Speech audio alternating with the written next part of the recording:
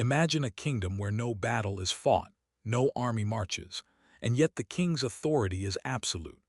Villages thrive without fear of conquest, foreign kings bow without swords drawn, and even restless nobles obey without a single threat. This is the world of Edgar the Peaceful, a 10th-century ruler whose power was not measured in victories on the battlefield, but in the stability and loyalty he commanded with almost invisible authority. While other kings waged brutal wars that left villages in ashes and rivers running red with blood, Edgar achieved something almost unthinkable: peace enforced by respect, law, and carefully orchestrated ceremony. Vikings stayed away, not because of fortifications alone, but because his reputation and strategy made raiding England a calculated risk. Local rulers, from Scotland to Wales, sent envoys to pay homage, sometimes literally rowing him across a river as a symbol of their submission. One such moment, where 8 kings silently propelled Edgar along the River Dee, captured the balance of power in a single, unforgettable image. No swords, no chains, just acknowledgement. But this calm hides a danger more subtle and far more dangerous than open war. It is a power that works quietly, shaping obedience, loyalty, and hierarchy without bloodshed.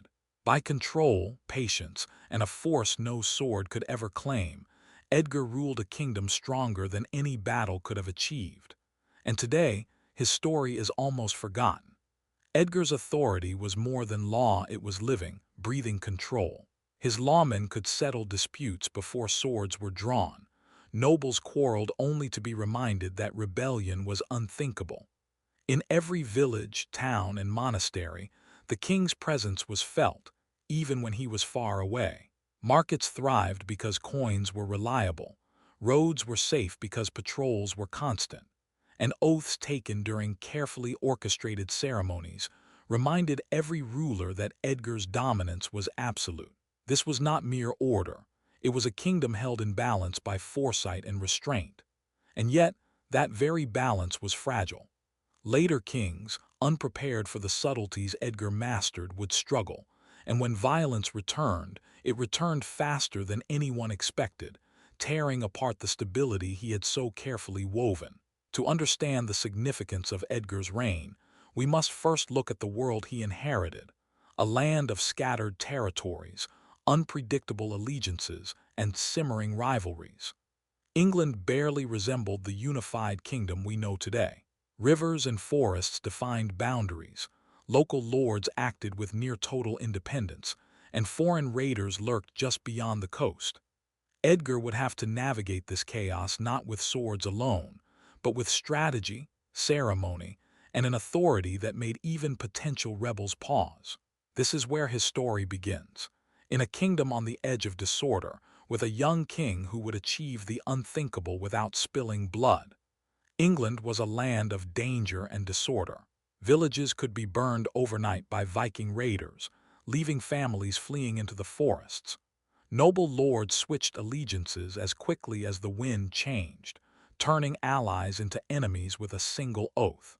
Rivers and forests formed natural boundaries, yet they also hid bandits and raiders who preyed on the weak.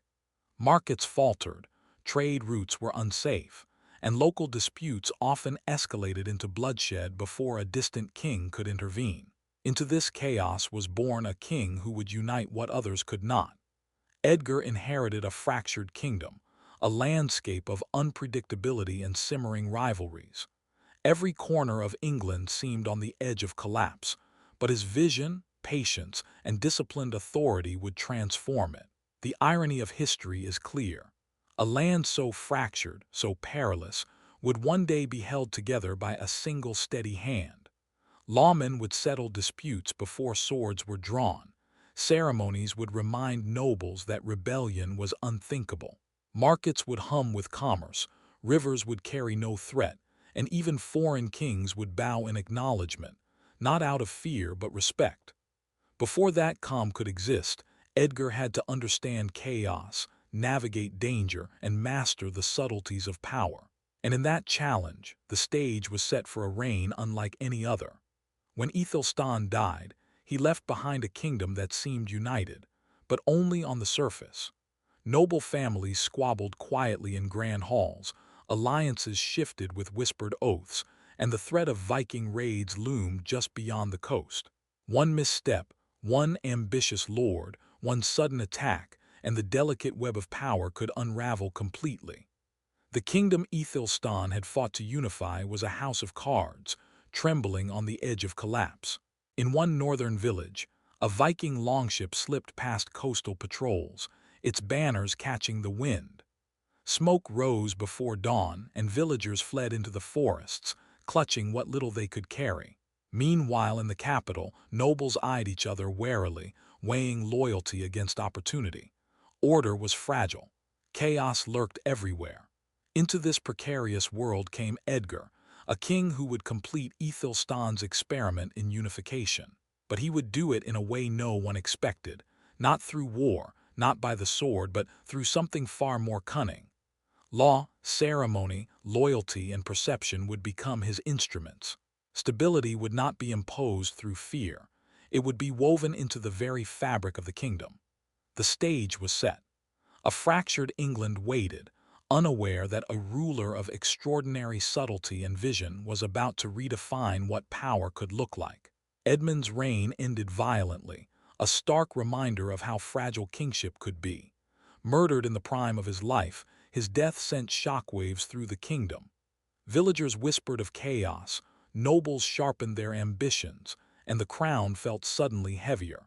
Edred inherited a realm still reeling from violence. His early years were marked by rebellion, as local lords tested the limits of royal authority.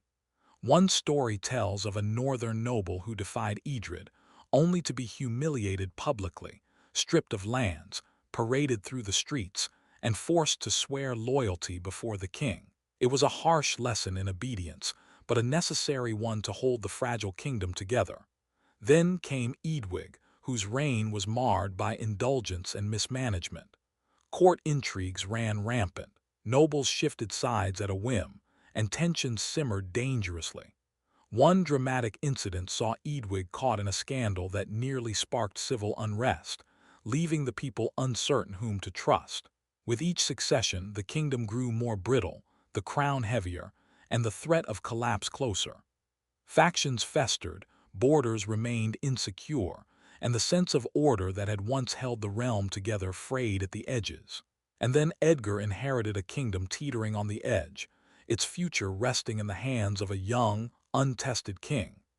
A kingdom of smoke, whispers, and tension awaited someone who could turn fragile unity into lasting peace. Edgar did not inherit a peaceful kingdom.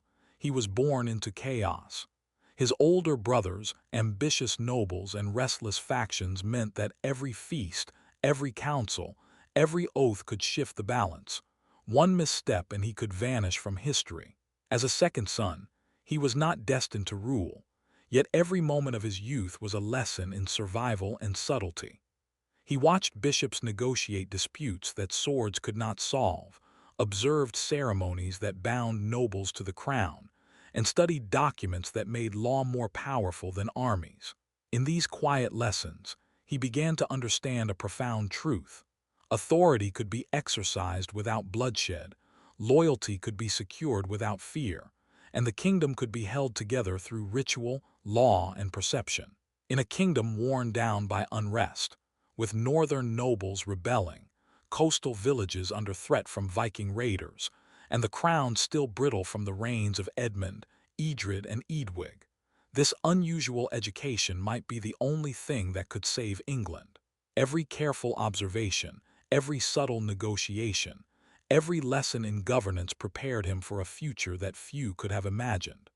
By the time he would ascend the throne, Edgar had learned to read not only the laws of men, but the currents of power themselves, and to wield them with extraordinary skill. England was fractured. After Eadwig's indulgent reign, the kingdom had split.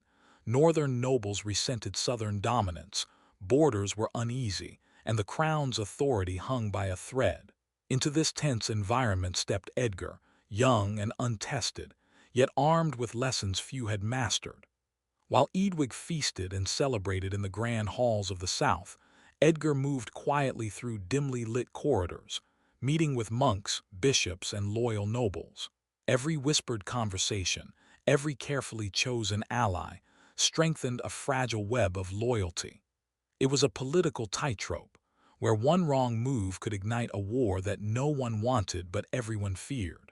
One misstep, a misinterpreted word or overlooked faction, could plunge the kingdom back into chaos.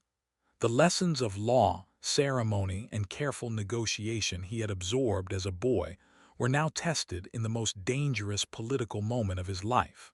Edgar's authority did not arrive with armies or swords. It emerged in subtle gestures, in rituals observed, and in loyalty cultivated quietly, almost invisibly. The stage was set for a king who would unify England not through conquest, but through restraint, perception, and the extraordinary power of order. The fractured kingdom awaited a steady hand, one capable of making peace feel inevitable and rebellion unthinkable. Edgar did not seize power with armies or banners. Instead, he worked in shadows, quietly shifting the balance of loyalty across England. In candlelit halls, whispers of allegiance moved like shadows. Monks carried letters from one noble to another, subtle signals that slowly tipped the scales in Edgar's favor. Nobles who had once plotted against him now found themselves bound by oaths, ritual, and expectation, without a sword being drawn. Every moment of inaction carried danger. One misstep, a misjudged word, or an overlooked ambition could have sparked rebellion, plunging the kingdom back into chaos. Yet Edgar's patience transformed risk into advantage. He understood that the greatest power is often invisible, exercised not in force but in perception, trust, and careful timing. The lessons of law, ritual, and negotiation he had learned as a boy were now his tools of empire. Authority flowed from ceremony, from loyalty cultivated in quiet chambers, and from a sense of inevitability that made resistance seem futile. England, fragile and fractured, began to tilt toward him, not through battle, but through a web of influence woven with skill and patience.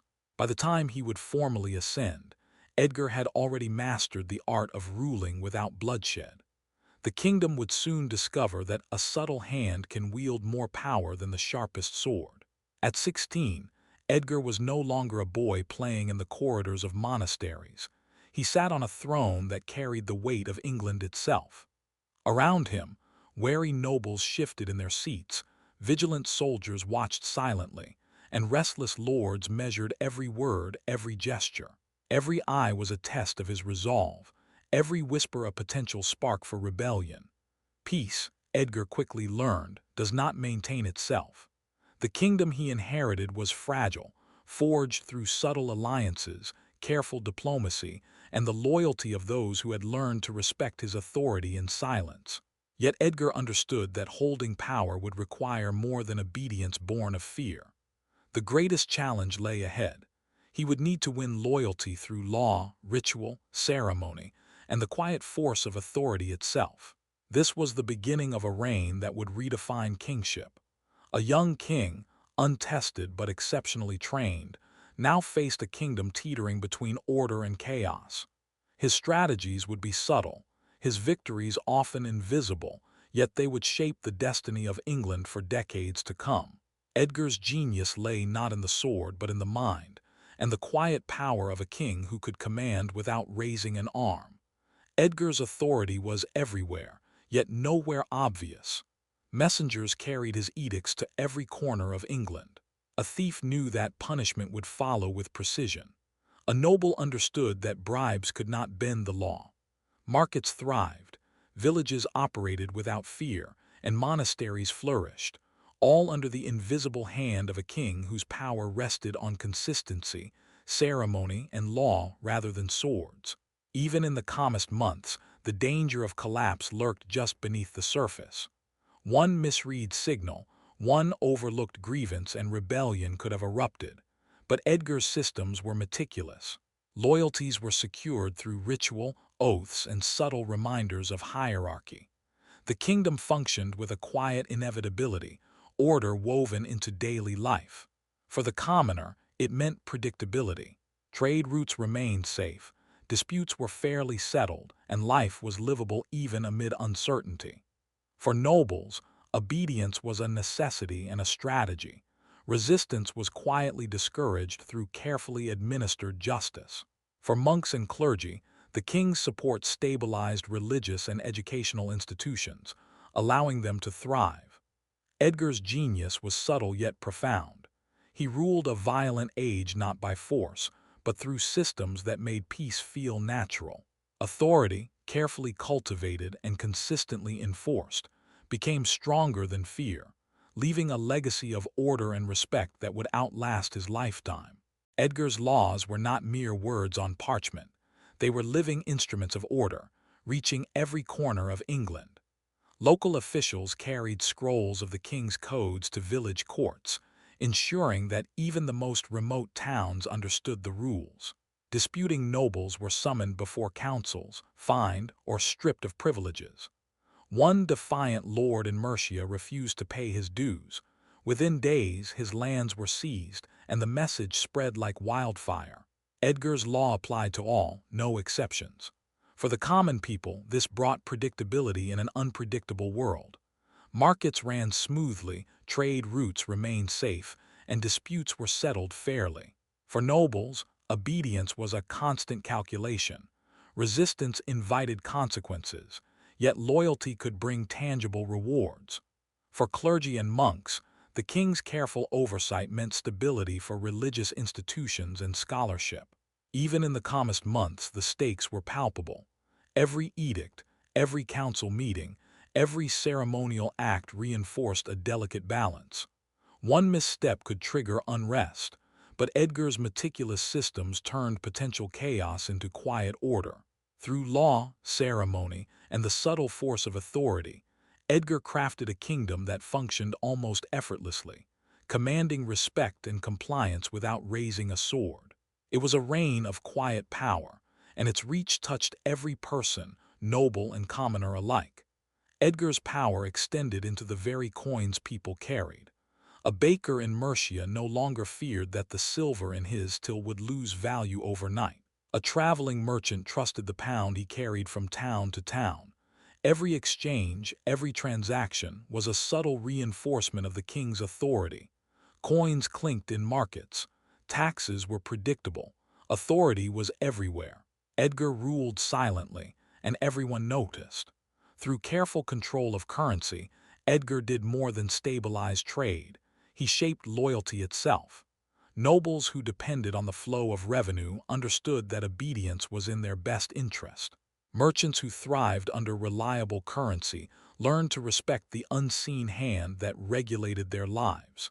Even peasants, whose coins now had predictable value, felt the impact of a king who could influence daily life without ever raising a sword. By controlling the flow of wealth, Edgar turned economics into a tool of governance. He minimized the chaos that had plagued previous reigns and deterred rebellion before it could ignite.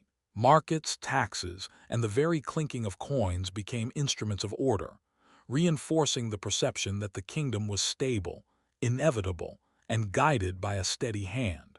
In a world accustomed to uncertainty, this quiet mastery of money became another invisible pillar of Edgar's remarkable authority. England's coasts had once been vulnerable, ripe for Viking raids. Under Edgar, that changed.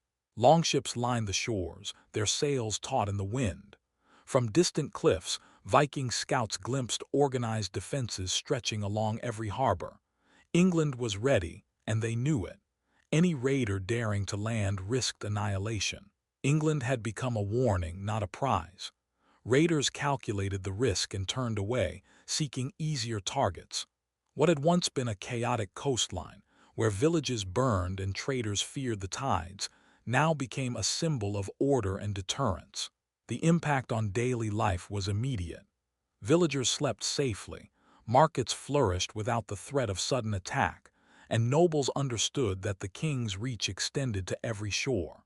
Edgar's subtle combination of preparation, visibility, and deterrence replaced brute force with strategy, showing that a well-organized presence could wield more power than a sword in battle. His fleet was not just a military tool, it was a message. It broadcast the quiet authority of a king who could maintain peace across the kingdom, enforce loyalty, and protect his people without ever needing to fight. England had become a fortress, a model of stability in a turbulent age, and its people felt the safety of Edgar's unseen hand everywhere. Edgar's authority reached into every corner of England, but nowhere was it more visible or more effective than in the church. Monks in candle-lit scriptoria copied laws, tax records, and royal edicts, their careful hands preserving both the king's authority and the structure of the realm. Officials carried these scrolls across towns, ensuring that every decree, every subtle reminder of order reached the people. The impact was immediate. Villagers learned that obedience was rewarded with protection and fair trade. Nobles realized that resistance was futile, for the church and crown worked in quiet concert to uphold law and loyalty. From the humblest peasant tending his field to the highest lord in the hall, Edgar's presence was felt everywhere, invisible yet undeniable. Yet this unity was not guaranteed. The balance was delicate. Ambitions simmered, faith needed careful management, and loyalty could falter if the king misstepped. Every decision, every ceremony, every alliance had to be orchestrated with precision. Edgar understood that power was only as strong as the system supporting it, and the church became both his instrument and his shield. Through careful integration of faith, law, and ritual, Edgar reinforced his authority without raising an army, proving that in a turbulent age, subtle influence could be more powerful than the sword. His reach was everywhere, shaping the kingdom silently, persistently, and brilliantly. Edgar ruled with a hand both firm and subtle. Justice under his reign was predictable, impartial, and carefully balanced. A rebellious noble lost lands, not life. A village caught in unrest faced fines, not fire. Every action, every judgment carried a message. The king's authority was fair, consistent, and inescapable. Ordinary people felt the impact in daily life. Merchants conducted trade with confidence, peasants tilled their fields without fear, and nobles quickly learned that obedience was safer than defiance, not through terror, but because the system worked. Law became a stabilizing force, shaping behavior and ensuring order across the kingdom. Yet this balance was fragile. Maintaining respect over fear required constant vigilance. One misstep, one overlooked grievance, or one ambitious lord could tip the kingdom back into chaos. Edgar understood that true power was earned not only in decisive action, but in restraint and the careful orchestration of consequences.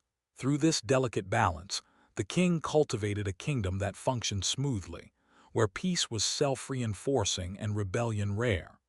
It was a mastery of influence that few rulers could achieve, and its effects were felt in every village, town, and noble hall across England. Edgar's subtle authority became the foundation for a stable, enduring realm, proof that power exercised with wisdom could be far more effective than power enforced by fear. Edgar understood that a king's authority was not only in law or ceremony, it was in presence. He rode into bustling markets, greeted monks in monasteries, and attended noble courts, moving across the kingdom like a steady, watchful force. Everywhere he went, his presence reminded people that the king was watching, listening, and enforcing order. The effect on those around him was immediate. Merchants straightened their stalls, making sure trade ran smoothly. Nobles adjusted their oaths, remembering their obligations. Peasants whispered tales of a king who could appear anywhere at any time, turning ordinary life into a subtle lesson in loyalty and obedience. Authority was visible yet never oppressive, felt yet often unseen. Each journey carried stakes. One misstep, one delayed visit, one overlooked grievance, and unrest could ignite. But Edgar moved with precision, orchestrating every route, every encounter, every ceremonial appearance to reinforce stability. His travels were more than logistics. They were an instrument of governance, turning presence into power. Through these careful movements, Edgar transformed England into a kingdom where order was tangible and constant. He ruled not through fear, but through the steady weight of visibility, reminding every subject, noble or commoner, that authority was always near and rebellion always measured. Under Edgar, England had become a kingdom of order. Villages thrived, markets buzzed with trade, and nobles attended quiet, well-run courts. Life had regained a rhythm once thought impossible in a land long scarred by raids, rebellion, and shifting allegiances. Yet peace, Edgar knew, is never permanent. In the shadows, old dangers lingered. Ambitious nobles, lingering factions, and distant threats waited, their patience measured, their intentions uncertain. The stability that seemed so natural was in truth the product of careful orchestration, an invisible web of loyalty, law, ceremony, and subtle force that could fray if even one thread broke. And when the test came, it would not arrive as armies on the horizon or Viking longships on the coast. It would challenge the very system Edgar had built to rule without force, probing the limits of obedience, patience, and perception. The kingdom's stability was impressive, yet delicate, a masterpiece of quiet power that required constant vigilance to maintain. Edgar's genius lay not in conquering with sword and shield, but in anticipating and neutralizing threats before they could strike. As the kingdom stood calm and prosperous, one question lingered in every mind. How long could this unprecedented peace endure, and would Edgar's subtle hand prove enough to preserve it? England appeared calm. Nobles settled into comfortable estates, monasteries grew wealthier, and villagers assumed quiet markets would never be threatened. Life seemed predictable, almost effortless. But Edgar knew that stability could vanish overnight. Every oath, every counsel, every law had to be maintained with careful attention. One mistake, one ambitious noble, and the carefully constructed order could crumble. A misjudged decision or overlooked grievance could ignite resentment, turning loyalty into rebellion. Every day, Edgar's vigilance was tested, not by armies or raids, but by the quiet ambitions and hidden agendas of those he ruled. Unlike kings who relied on fear and force, Edgar had a more subtle challenge. He had to maintain obedience through law, ceremony, and presence alone. No sword would enforce this peace. Instead, authority, perception, and careful orchestration became his weapons.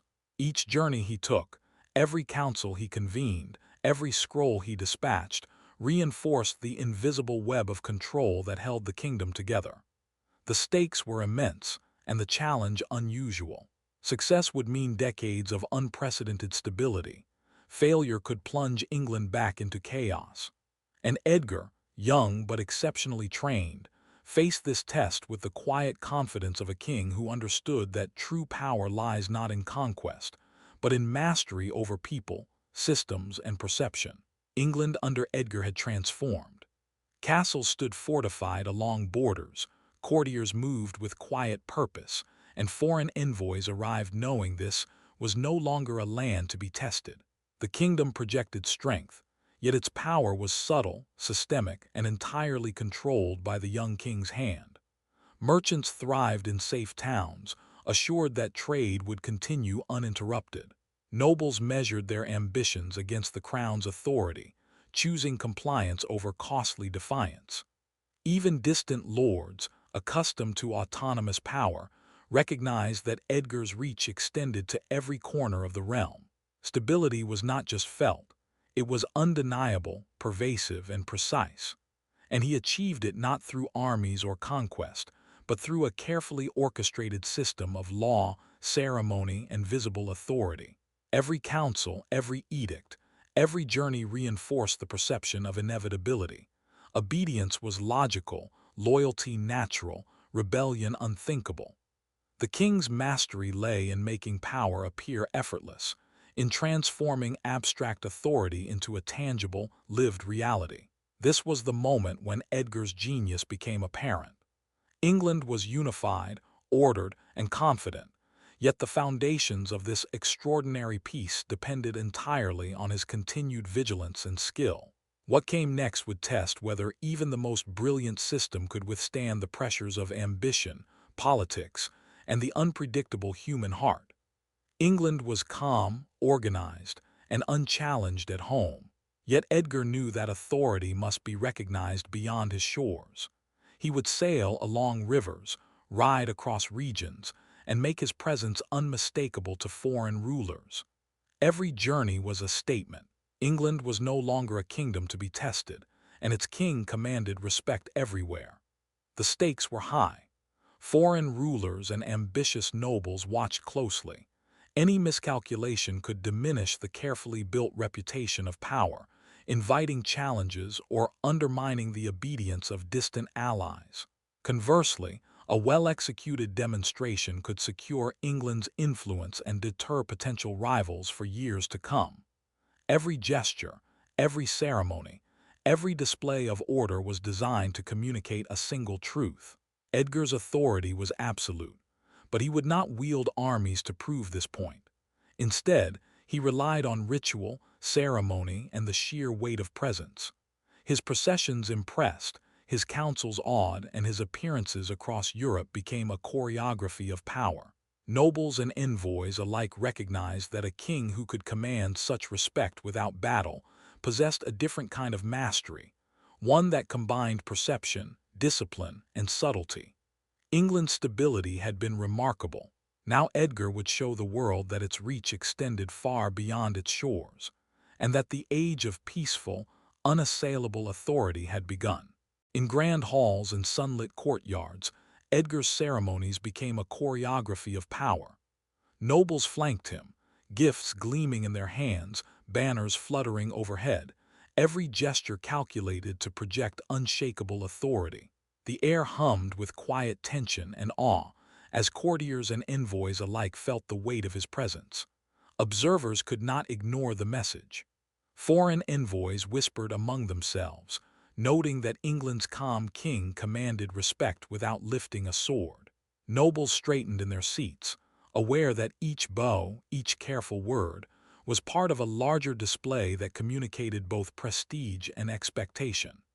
Even the common people sensed the significance, as public ceremonies reinforced the omnipresence of law, order, and hierarchy.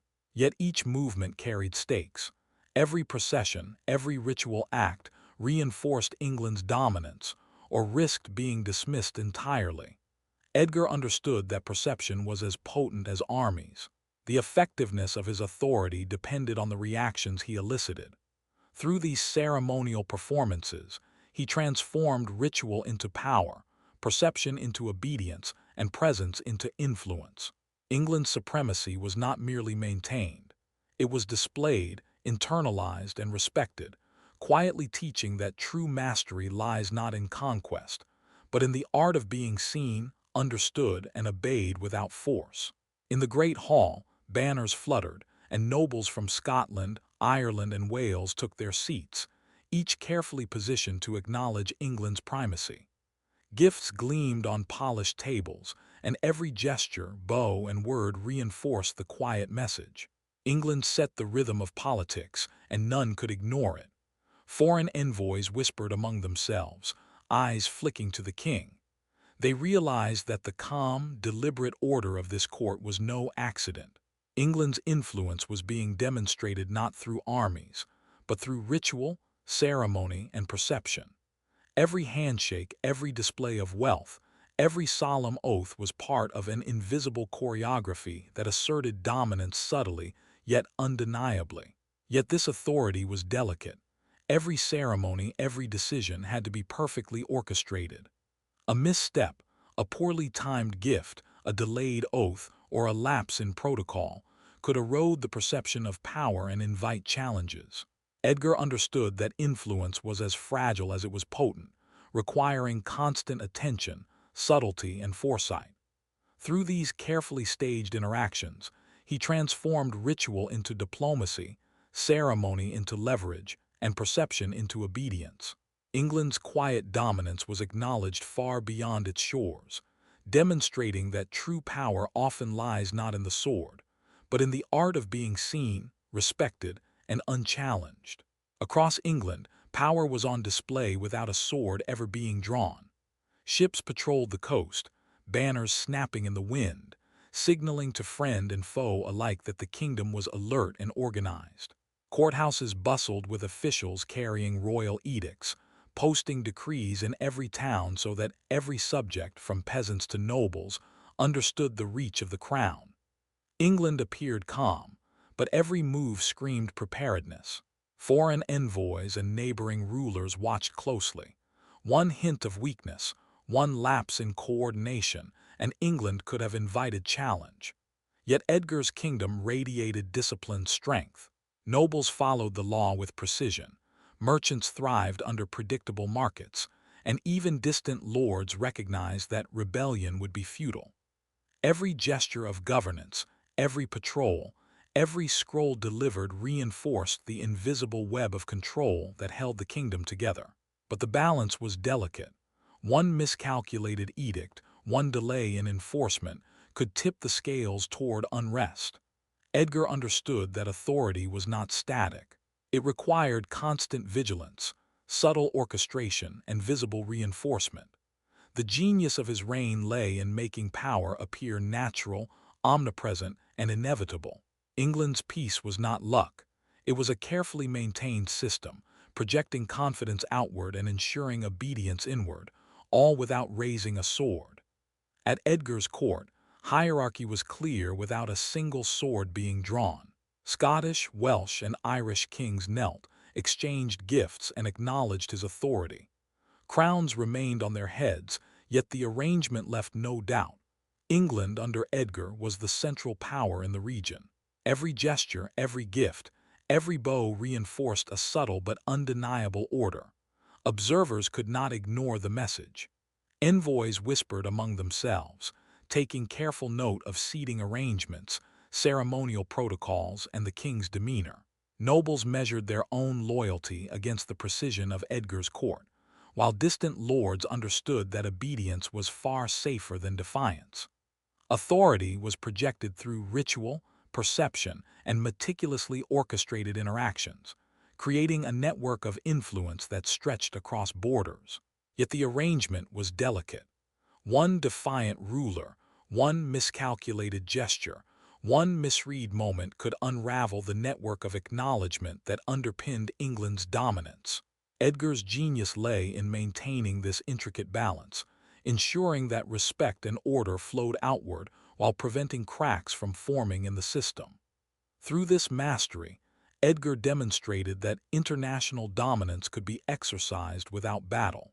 Law, ceremony, and perception became instruments of power, proving that a king who controlled the minds, respect, and loyalty of others wielded authority as absolute as any army could provide. 14 years of careful, deliberate rule had passed, and Edgar prepared an event unlike any England or Europe had ever seen. The kingdom watched with bated breath, unsure what form this statement of power would take. Every town, every noble household, and every monastery awaited a spectacle that promised to redefine kingship itself. Reactions rippled across the realm. Bishops whispered in anticipation, aware that sacred ritual would be stretched to unprecedented heights. Nobles exchanged measured glances, each trying to predict the implications for their own standing. Even villagers sensed that something extraordinary was about to unfold, a rare moment where authority and ceremony intertwined so completely that the kingdom itself would pause in recognition. This was no ordinary coronation. It was not merely a ceremony to confirm legitimacy. It was a performance designed to awe, impress, and leave an indelible mark on all who witnessed it. Every element, from procession to ritual to spectacle, was orchestrated to demonstrate the reach, precision, and subtlety of Edgar's rule. The event would send a message across England and Europe alike. Here was a king whose power was absolute, yet exercised without bloodshed, whose authority was felt in every gesture, every bow, every carefully staged moment. By the end, all would understand that Edgar's reign had reached its zenith, not through conquest, but through mastery of perception, ritual, and awe. What followed would become one of the most unusual political performances in medieval history, and yet almost no one today remembers it. In the spring sunlight, The kingdom held its breath as Edgar's coronation unfolded, a careful blend of ritual, spectacle, and subtle diplomacy that few would ever forget. The procession moved with deliberate precision. Nobles, bishops, and foreign envoys participated not merely as observers, but as instruments in a larger performance. Every bow, every gesture, every ceremonial exchange was calculated to demonstrate hierarchy, obedience, and the king's unassailable authority. This was power exercised without force, a choreography that required absolute attention and flawless execution. Spectators sensed something extraordinary in the air. Villagers craned their necks to watch the unfolding pageantry. Bishops whispered among themselves, realizing that the rituals they had performed for centuries were being elevated into a statement of unmatched political genius. Foreign envoys exchanged impressed glances. They understood that England's influence was being displayed not with armies, but with precision, ceremony, and perception. And yet, the fragility of the spectacle was ever present. One misstep, one delayed gesture, one overlooked detail could have undone the carefully constructed hierarchy and undermined the king's authority. Edgar knew that maintaining awe was as delicate as it was powerful, and history would remember this performance, if only in fragments. A river, a boat, 8 kings rowing. What followed was a display of authority unlike anything seen before or since. Edgar had orchestrated a performance so carefully that every element, from the position of the oars to the timing of each gesture, was designed to communicate power without violence. Spectators watched in awe. Villagers lined the banks, their eyes wide, while courtiers whispered among themselves, trying to decipher the message. Foreign envoys leaned forward, sensing the significance. Here was a king whose authority was absolute, yet exercised without sword or army. Even seasoned rulers felt the weight of his presence, understanding that every row, every coordinated movement, reinforced a hierarchy and a political order that none could challenge. It was ceremonial, strategic, and entirely unexpected. The simplicity of the act, a river, a boat, and kings, belied the genius of its design. Each motion demonstrated obedience, submission, and the precision of Edgar's control. The message was clear. England's king ruled not only his lands but the perception of power itself, turning ritual into a tool of statecraft. History almost forgot this performance, yet its impact was profound. For those who witnessed it, the display of order, coordination, and subtle authority left no doubt. Edgar had redefined what it meant to wield power, and he did so without shedding a drop of blood. Clad in armor, cloaks, and emblems of their own lands, 8 kings arrived at the riverbank, banners snapping in the breeze, trumpets heralding their presence. Each ruler carried the weight of his own sovereignty, commanding respect and authority, yet each had chosen to appear, not coerced by threat, not forced by sword. This was voluntary submission, a spectacle that few had ever seen or imagined. Observers murmured in awe. Courtiers, envoys, and villagers watched as these independent rulers, accustomed to their own power, stepped aboard a single vessel. The symbolism was unmistakable. The English king's influence was so profound that obedience was given willingly, publicly, and gracefully. Every oar stroke, every gesture carried meaning, an affirmation of hierarchy, unity, and political genius. In all of medieval Europe, few moments demonstrated such obedience without armies clashing or blood being shed. The tension was palpable. One misstep by a king, one loss of rhythm, or one misunderstanding could have transformed this extraordinary performance into humiliation, or worse, an unintended insult. Yet Edgar had orchestrated it flawlessly, turning a river into a stage, a simple boat into a demonstration of subtle mastery. History almost forgot this event, yet for those who witnessed it, the message was clear. Power need not be taken by force to be absolute. Morning mist hovered over the river, softening the edges of the banks and lending a hushed, almost sacred quality to the scene. Ripples broke gently under the oars as the unadorned boat cut through the calm water, carrying 8 kings and Edgar's authority, with quiet precision. There were no fanfares, no grand gestures. The simplicity itself spoke volumes. Nobles on shore watched in quiet awe. They understood that this ritual, though minimalistic, carried a weight far beyond decoration. Every coordinated stroke of an oar, every measured movement, affirmed obedience, hierarchy, and the subtle genius of the English king. The kings themselves rode in silence, fully aware that their actions sent a message that would resonate across kingdoms. Power could be asserted without violence, yet it could be unmistakably felt. The intentional restraint amplified the impact. No trumpets, no banners, no grand speeches, just the rhythm of oars cutting through water. And yet, every detail had been meticulously orchestrated. Observers sensed it, envoys noted it, and the rulers themselves felt it. Every choice aboard that boat sent a message louder than any battlefield, a testament to Edgar's mastery of perception and ceremonial power. In that quiet moment on the river, medieval Europe witnessed a display of authority so precise, subtle, and deliberate that it would echo through history, even if almost forgotten today. The river mirrored the soft morning sky, its surface broken only by the ripples from 8 kings rowing in disciplined unison. The rhythm was steady, purposeful, almost hypnotic. Then Edgar stepped aboard, moving with deliberate calm, a silent presence amid motion. Every eye on the river felt it.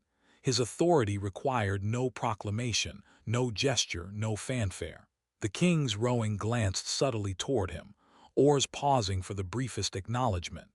It was not deference forced by threat, but recognition earned through years of careful leadership. On the riverbank, nobles, envoys, and villagers sensed the weight of his presence without a word spoken. Whispers of awe passed among the observers. Even seasoned rulers understood that this was a display of power unlike any battlefield or council they had ever witnessed. In this orchestrated quiet, the genius of Edgar's authority became clear. Every pause, every stillness, communicated hierarchy and obedience more effectively than any speech or sword. The river itself became a stage, the boat a theater of subtle dominance, and Edgar the unspoken center of all control. It was a performance in restraint, a lesson in perception, and a demonstration that true power often lies in the silence between actions. History remembers few rulers who wielded authority so completely without violence, but Edgar did, and the river bore witness. Mist hovered gently over the river, curling around the banks and softening the edges of the world. Ripples followed the oars in perfect rhythm, breaking the calm surface as 8 kings rowed with solemn precision. The morning sun glinted off their armor, each stroke a silent tribute, not to themselves, but to the authority they recognized in the English king. The rulers were keenly aware of the significance of their obedience. Every movement, measured and deliberate, conveyed respect, hierarchy, and acceptance of a subtle political order. Across the riverbank, nobles and villagers watched in awe, whispering among themselves. Even foreign envoys, accustomed to witnessing displays of power, leaned forward, stunned by a spectacle where authority was asserted without a sword, without threat, yet with absolute clarity. This display was extraordinary. In all of Europe, no king had ever commanded such complete respect through ritual alone. The quiet, coordinated rowing became a message far louder than armies could convey. Every pause, every synchronized motion, demonstrated the genius of Edgar's approach. Power exercised not through violence, but through perception, discipline, and ceremonial precision. For those who witnessed it, the river became a stage where the very nature of authority was redefined. And though history has nearly forgotten the scene, its impact on those present was unforgettable. 8 kings rowing in solemn unison turned the river into a stage. Every eye along the banks, every ripple breaking the calm water, witnessed England's supremacy, not by force, but through coordinated recognition. The unadorned boat, moving steadily across the sunlit river, carried a message more powerful than armies or sieges ever could. Obedience earned, not compelled, spoke louder than conquest. Observers whispered among themselves. Nobles leaned forward, villagers held their breath, and foreign envoys exchanged impressed glances. The kings themselves, rowing in disciplined rhythm, understood that this moment transcended ceremony. It was a demonstration of political mastery. Each stroke of the oar was a subtle acknowledgement that England, under Edgar, was the center of authority. Yet the brilliance of the display was matched by its fragility. One misstep, one loss of coordination, or a single gesture out of rhythm could have undone the entire statement. Edgar's genius lay in orchestrating every detail, ensuring that power was asserted not through intimidation, but through precision, ritual, and perception. In that quiet morning on a river that seemed ordinary, the extraordinary unfolded. England had demonstrated supremacy, not with swords but with subtle authority. And though history almost forgot it, for those who were present, the moment left an indelible impression of Edgar's mastery. On the riverbank, the kings weighed their options. Each ruler understood the subtle calculus before them: join Edgar and secure their lands, influence and alliances, or refuse and risk isolation, loss of trade, and diminished prestige. The choice was silent, unspoken, yet clear to all. As the boat glided across the morning mist, the sovereigns reflected on the implications. Their oars moved in measured rhythm, but in their minds, calculations flickered. A nod of compliance ensured safety and prosperity. Defiance, even subtle, could leave them cut off from the web of influence Edgar had so carefully woven. Every stroke of the oar was a quiet admission of hierarchy, a gesture of strategic submission. Observers understood the genius of the moment.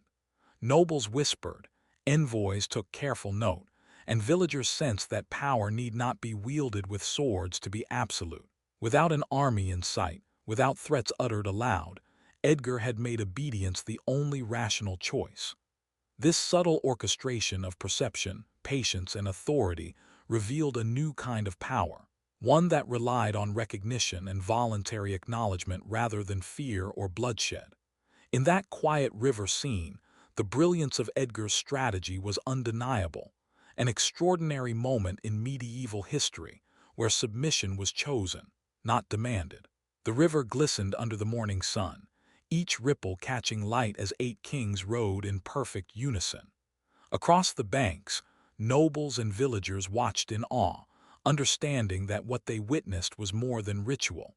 It was a declaration of hierarchy and loyalty that no army could enforce.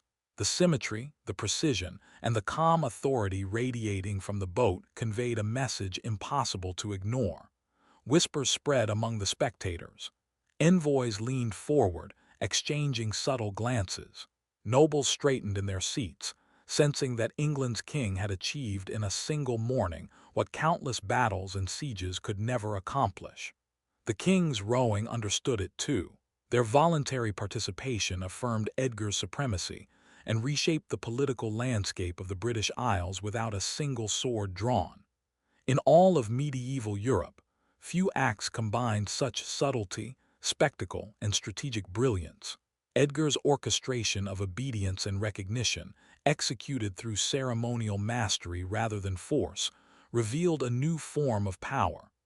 By the time the boat reached the far bank, the hierarchy was unmistakable, the authority unchallenged, and the lesson clear. Obedience could be secured through perception, ritual, and patience. History may have nearly forgotten this extraordinary display, yet for those present, the morning river became a stage where the genius of nonviolent rule was on full display. Across towns, rivers, and markets, England felt the quiet but unmistakable transformation. Merchants, nobles, and villagers alike came to understand that the kingdom had a single, steady center of power. The crown's authority stretched from coast to coast, unchallenged and visible in every court, town hall, and monastery. The river ceremony had not merely impressed those present, it sent ripples of certainty and recognition through the very fabric of the realm. Nobles adjusted their oaths with newfound clarity. Envoys recorded every detail of the king's display, and villagers whispered tales of a ruler whose authority was absolute, yet exercised without violence. Even distant rulers took note, understanding that England was no longer a land to test or a crown to challenge. Respect, loyalty, and obedience had been won without a single sword drawn, yet this newfound stability was delicate. Peace had been achieved, but it would require constant vigilance, careful planning, and the subtle genius of a king who understood the art of authority in ways few could. Every moment forward was a test, every law enforced, every procession observed, every envoy received was part of a system designed to maintain order and unity. For Edgar, the river had been a stage, but the kingdom itself was the theater. And while the morning's spectacle secured recognition, the work of ruling and keeping peace was only beginning. The river lay calm, reflecting the morning sun like a polished mirror. The king's oars rested, motionless, yet the authority they symbolized seemed to ripple through the water and out into the kingdom. Banners fluttered gently along the banks, towns buzzed with orderly commerce, and merchants, nobles, and villagers alike watched as a king's power was asserted, not with blood but with deliberate, undeniable presence. Nobles bowed without hesitation, envoys whispered in awe, and even distant rulers, receiving word of the event, recognized that defiance would serve no purpose. The subtlety of Edgar's strategy was its brilliance. Obedience was voluntary, respect earned, and yet the hierarchy was unshakable. Every gesture, or in this case, every absence of gesture, reinforced his supremacy, making clear that England was united under a ruler whose authority extended beyond force or threat. But this was not the end of the work. The river ceremony had displayed Edgar's power at its peak, yet maintaining such quiet control across a kingdom would demand constant vigilance, subtle diplomacy, and careful orchestration. Peace had been achieved, but the real test lay ahead. To preserve stability, enforce law, and maintain respect without ever resorting to violence. For a moment, the river and its observers captured history itself. A king at the pinnacle of his influence, commanding loyalty through strategy, ritual, and sheer presence. Even as England thrived under Edgar's steady hand, the crown's future was anything but certain. From bustling towns to quiet monasteries, everyone understood that the harmony achieved over 14 years depended on fragile threads. Oaths sworn by kings, loyalty pledged by nobles, and the unbroken line of succession. Advisors leaned over maps and scrolls, nobles whispered behind closed doors, and even the monks in their candle-lit scriptoria sensed the delicate balance. A single misstep, a disputed succession, an ambitious noble, or a distant king refusing allegiance, could unravel decades of order.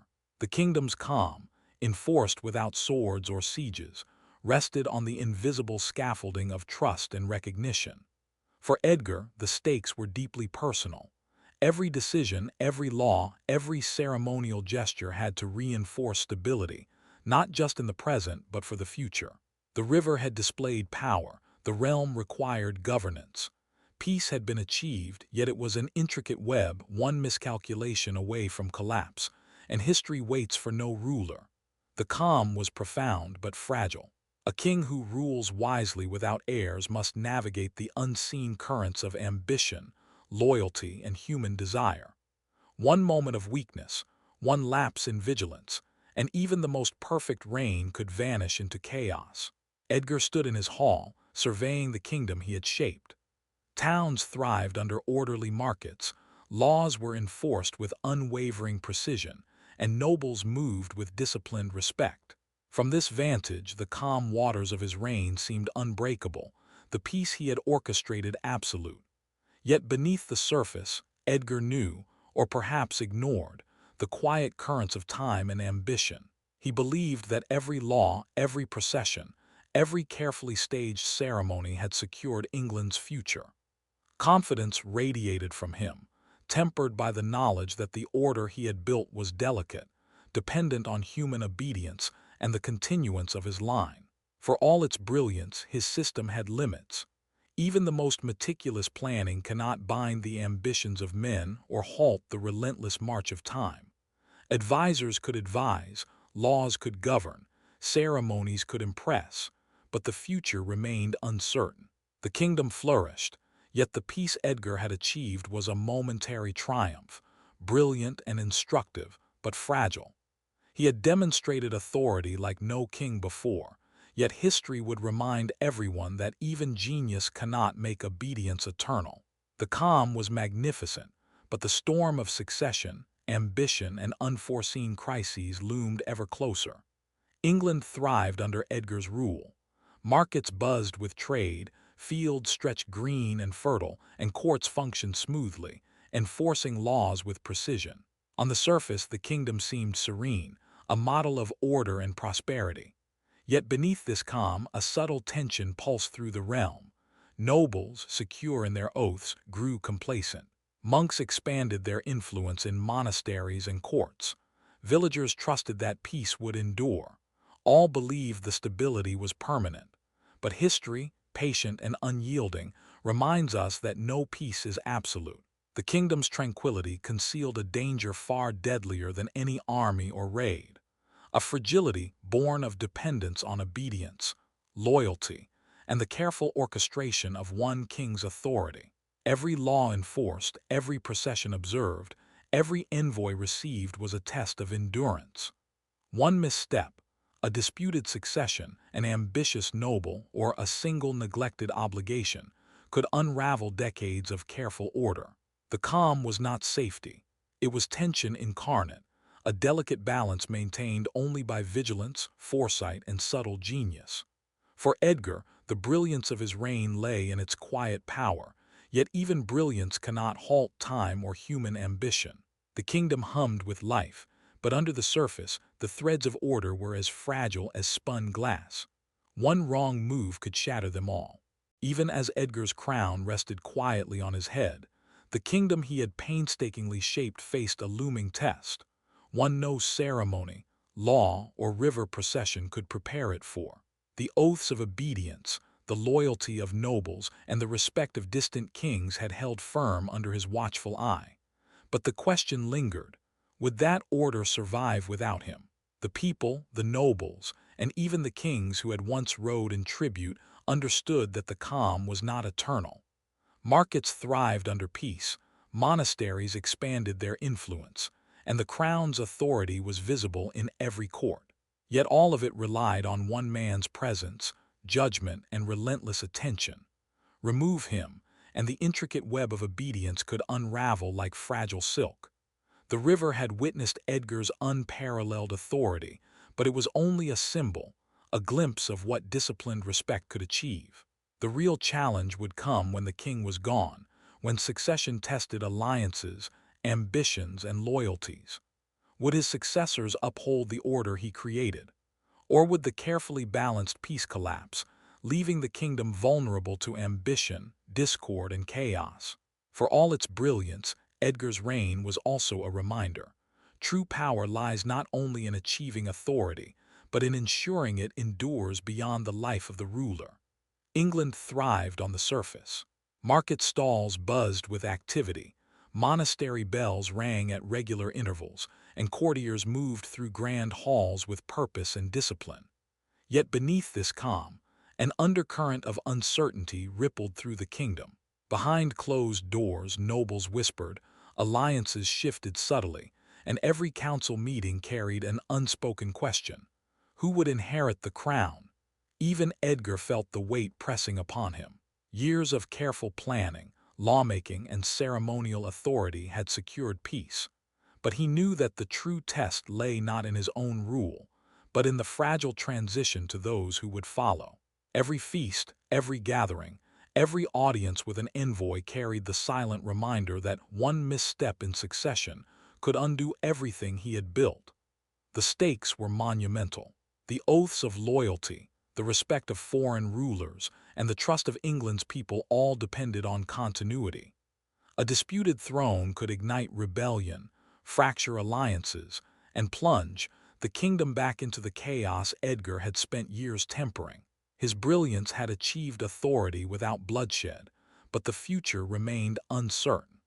One wrong move after his reign, and the calm he cultivated could erupt into disorder faster than any sword or siege had ever threatened. Inside England's grand halls and private chambers, whispers grew louder with each passing day. Crowns sat in anticipation on distant mantles, and every noble measured his claim carefully, calculating the risks and rewards of loyalty or ambition. The streets below remained calm, merchants haggled and towns thrived, but the surface order masked an invisible tension, one that could erupt at the slightest provocation. Even Edgar's children slept unaware of the stakes. Their future, and the future of the kingdom itself, rested on fragile loyalties and delicate intrigues. Alliances forged over years could dissolve with a single whispered suggestion. Oaths could be tested by ambition, jealousy, or fear. Every noble, every envoy, every distant ruler understood that the kingdom's stability depended on forces far subtler than armies or swords. One misstep, one disputed claim, and 14 years of meticulous governance could vanish overnight. The careful order of towns, markets, and courts, all the symbols of peace Edgar had nurtured, would be swept away in a storm of ambition and betrayal. Authority, built without bloodshed, faced its most brutal challenge: the unpredictability of human desire and the relentless weight of succession. The calm of Edgar's reign was complete, yet it rested on a knife edge. Soon, that edge would be tested, and England would discover whether its obedience and loyalty could survive without the king who had mastered it so brilliantly. The throne sat empty. Sunlight streamed through the tall windows of the hall, but it illuminated a silence heavier than any army. Courtiers froze, caught between grief, confusion, and the sudden weight of responsibility. Outside, towns hummed with life, unaware that the hand that had held the kingdom together for 14 years had vanished. Whispers began to spread like wildfire. Nobles exchanged uneasy glances, some daring to imagine advancing their own claims. Bishops and abbots muttered prayers for guidance, while advisors clutched at their scrolls, seeking order in a moment where all structure seemed fragile. England had lost its anchor. The balance Edgar had maintained so brilliantly, the delicate harmony between law, loyalty, and authority, was now at risk. Every relationship he had carefully nurtured, every oath he had inspired, would face its first true test. Alliances could shift overnight. Ambitions long suppressed could finally break free. Markets and towns might continue to function, but behind closed doors, uncertainty hung like a storm cloud ready to burst. With Edgar gone, the kingdom's calm could unravel faster than anyone imagined. His genius had achieved what no sword could: authority without fear. But the moment of succession would reveal whether England could endure his absence. The river had witnessed his command, but now the true test of legacy had begun. For a fleeting morning, the kingdom seemed untouched. Monastery bells tolled in steady rhythm, courtiers shuffled papers and whispered quietly in hallways, and merchants spoke softly among their stalls. The streets were alive with routine unremarkable, and yet beneath the surface the tension was taut, waiting for a spark. And then it snapped. Officials froze mid-motion, unsure how to act without the king's guiding hand. Nobles whispered in anxious circles, exchanging glances heavy with speculation and ambition. Even the people, tending their markets or tending fields, sensed that the calm they had long relied upon was fragile, fleeting. England had lost the steady anchor of authority, and the first tremors of uncertainty rippled outward like waves from a stone thrown in a still pond. Order, painstakingly built over 14 years, faced its first true challenge. The oaths, ceremonies, and laws that had held the realm together were strong only as long as they were respected, and respect could not be commanded in the absence of the man who had inspired it. The kingdom teetered, each noble's ambition, each whispered suspicion, each anxious glance threatening to unravel what Edgar had wrought. England would soon learn just how quickly a kingdom built on one man's authority could fracture, and the consequences would echo through generations. Edward stood on the throne, barely tall enough to peer over the council table. Every gesture felt amplified, every nod or hesitation under the scrutiny of nobles who had grown accustomed to Edgar's steady hand. Across the hall, the council exchanged cautious glances, subtle tests of loyalty and ambition playing out in whispers and sidelong looks. Each noble weighed how far they could push the young king before he faltered. Edward felt the crown's weight pressing down, far heavier than his years. He sensed the magnitude of the legacy behind him, a peace built not by fear but by strategy, ceremony, and quiet authority. Every eye in the hall measured him against his father, comparing youth to experience, inexperience to mastery. Confidence was expected, uncertainty was dangerous. The kingdom, once unified under Edgar's skillful hand, now teetered on the edge of instability. Laws and ceremonies alone could not bind ambition. One poorly judged word, one hesitant decision, and the fragile order could unravel, leaving towns, nobles, and distant rulers to question whether Edward could maintain what his father had so carefully crafted. Edward's reign had begun not with ceremony or celebration, but with subtle tension, the entire kingdom silently testing the mettle of its new, unproven king. The calm Edgar had engineered would now face its first true challenge. Courts continued to convene, ships still patrolled the coasts, and markets appeared calm. But beneath the surface, the stability Edgar had forged began to unravel. In shadowed council halls, nobles whispered to one another, each testing how far they could bend the rules without consequence. Merchants paused mid-sail, sensing the invisible tension creeping through towns and ports. The order that had once seemed absolute now quivered. Rival lords challenged precedents, questioning who truly held authority. Officials hesitated before issuing decrees, unsure if they answered to Edward's youthful hand or to the ambitions of the most audacious nobles. Every decision, every delay, rippled through England's fragile system, exposing cracks in the foundation Edgar had so meticulously built. Without Edgar's presence, the carefully balanced mechanisms of governance, law, ceremony, and ritual authority were vulnerable. Peace, once maintained by a king who commanded obedience without fear, now relied on uncertain allegiance. One bold move by a noble, one misread command, and towns could erupt in revolt, ports could defy taxation, and the illusion of unity could collapse in hours. England's calm, painstakingly nurtured over 14 years, now hung by a thread. Every eye, every whisper, every subtle act of defiance threatened to ignite the fragile equilibrium. The kingdom would soon discover just how precarious obedience can be without the hand that earned it. Edward rode through a narrow pass, the banners of England fluttering in the wind, flanked by his loyal guards. For a fleeting moment, the kingdom seemed calm, as if the years of Edgar's order had held fast. Then daggers struck.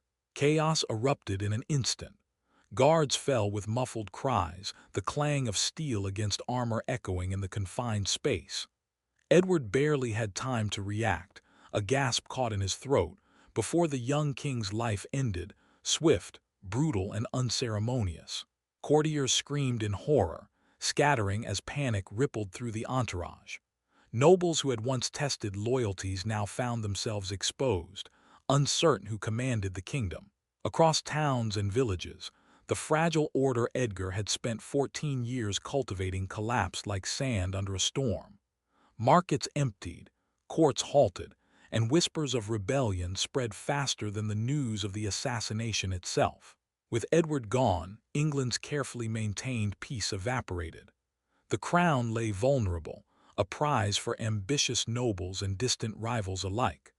Alliances formed and dissolved overnight, oaths became fragile, and the kingdom teetered on the edge of chaos. What had been a model of obedience, law, and ceremonial authority now faced the raw, dangerous unpredictability of men and ambition unrestrained. The calm of Edgar's reign was gone, and the kingdom would never be the same. The calm Edgar had crafted over 14 years vanished almost overnight.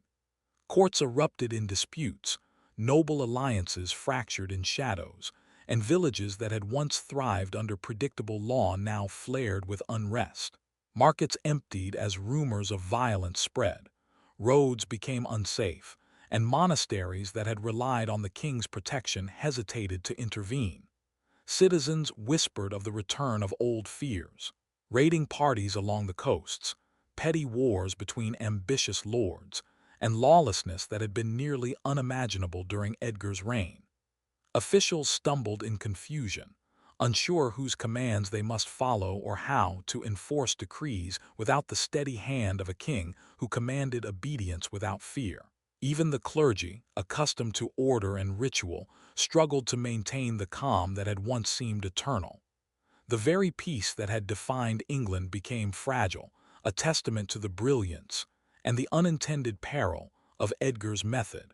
In striving to maintain obedience without swords or constant enforcement, he had created a system that, once untended, could unravel catastrophically. England stood unarmed, not in armies or weapons, but in unity and discipline for the storms that now approached. The kingdom faced a new reality. Brilliance can inspire order, but without vigilant guardianship, it leaves a vacuum where ambition, fear, and chaos rush in. In the months following Edward's death, England's calm began to unravel. In council chambers and monasteries, whispers once cautious now turned to heated arguments. Noble banners were quietly hoisted in private halls, signaling loyalties that shifted like sand with every rumor. Courts that had functioned smoothly under Edgar's hand now groaned under indecision and suspicion. Officials hesitated before issuing decrees, fearful that a wrong word could anger an ambitious lord. Citizens, who had grown accustomed to predictable markets and safe roads, whispered anxiously about old feuds and new power plays. Even seasoned nobles, hardened by years of politics, paused to gauge which faction would emerge dominant. No sword had been drawn, yet tension was palpable, and every small action carried immense risk. The calm Edgar had imposed dissolved not with a single dramatic event, but in quiet, cumulative uncertainty. What had been an ordered kingdom now teetered on the edge of chaos, as ambition, fear, and the memory of Edgar's brilliance collided.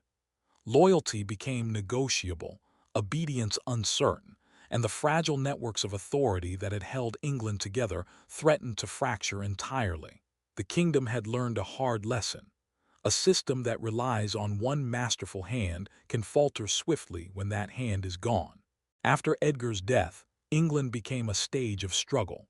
Successive kings raised armies, forged fragile alliances, and fought for dominance, but the calm he had built slipped through their fingers like sand.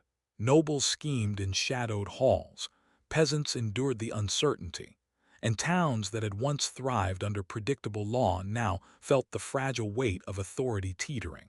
Even when swords clashed and banners flew, the invisible force of Edgar's subtle power, his law, ceremony, and quiet authority, remained unmatched. England longed for the steadiness of a hand that ruled not through fear alone, but through foresight, patience, and skillful orchestration. Each failed attempt at lasting peace only illuminated the brilliance of the man who had achieved it without drawing a sword. Edgar's achievement was deceptively simple in appearance, but profound in effect. He proved that true power is not only in conquest, but in the careful crafting of order. Building peace is far harder than winning war, and once it vanishes, no king can fully restore it. His reign became a benchmark, a memory of what one ruler could accomplish with vision, patience, and subtle authority, and a warning of how delicate even the greatest achievements can be.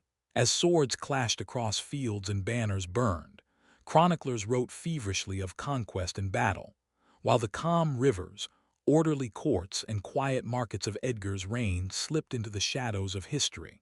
His achievement, 14 years of peace, stability, and subtle authority, was almost invisible against the glare of war and rebellion. Villagers endured renewed chaos, merchants feared the uncertainty, and nobles plotted with renewed ambition. They lived in a world that had once known careful order, yet now remembered it only as a fleeting dream. The king who had commanded respect without drawing a sword, who had woven law, ceremony, and presence into an unshakable framework, seemed almost unreal in its subtlety. History loves noise, conquest, and blood. Triumphs measured in armies and battles dominate the pages of chronicles. Yet Edgar's genius lay elsewhere, in the quiet orchestration of obedience, the patient building of stability, and the power wielded without spectacle. His reign reminds us that true authority can be invisible, that peace is far harder to create than war is to fight, and that even the most extraordinary achievements can vanish when the world's eye is fixed on chaos. Edgar the Peaceful endures not in the shouts of battle, but in the whispered lesson that lasting power often works silently, and is all the more remarkable for it. Across England, cities thrived in quiet harmony. Markets hummed with trade, rivers flowed undisturbed, and monasteries rang their bells with calm regularity.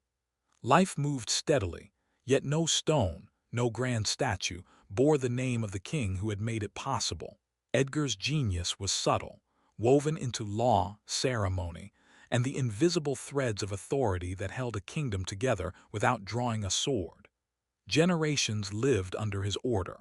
Merchants traveled safely, peasants tended their fields without fear, and nobles navigated their ambitions within a system that balanced power with restraint. Yet the man who had orchestrated it all faded almost entirely from memory.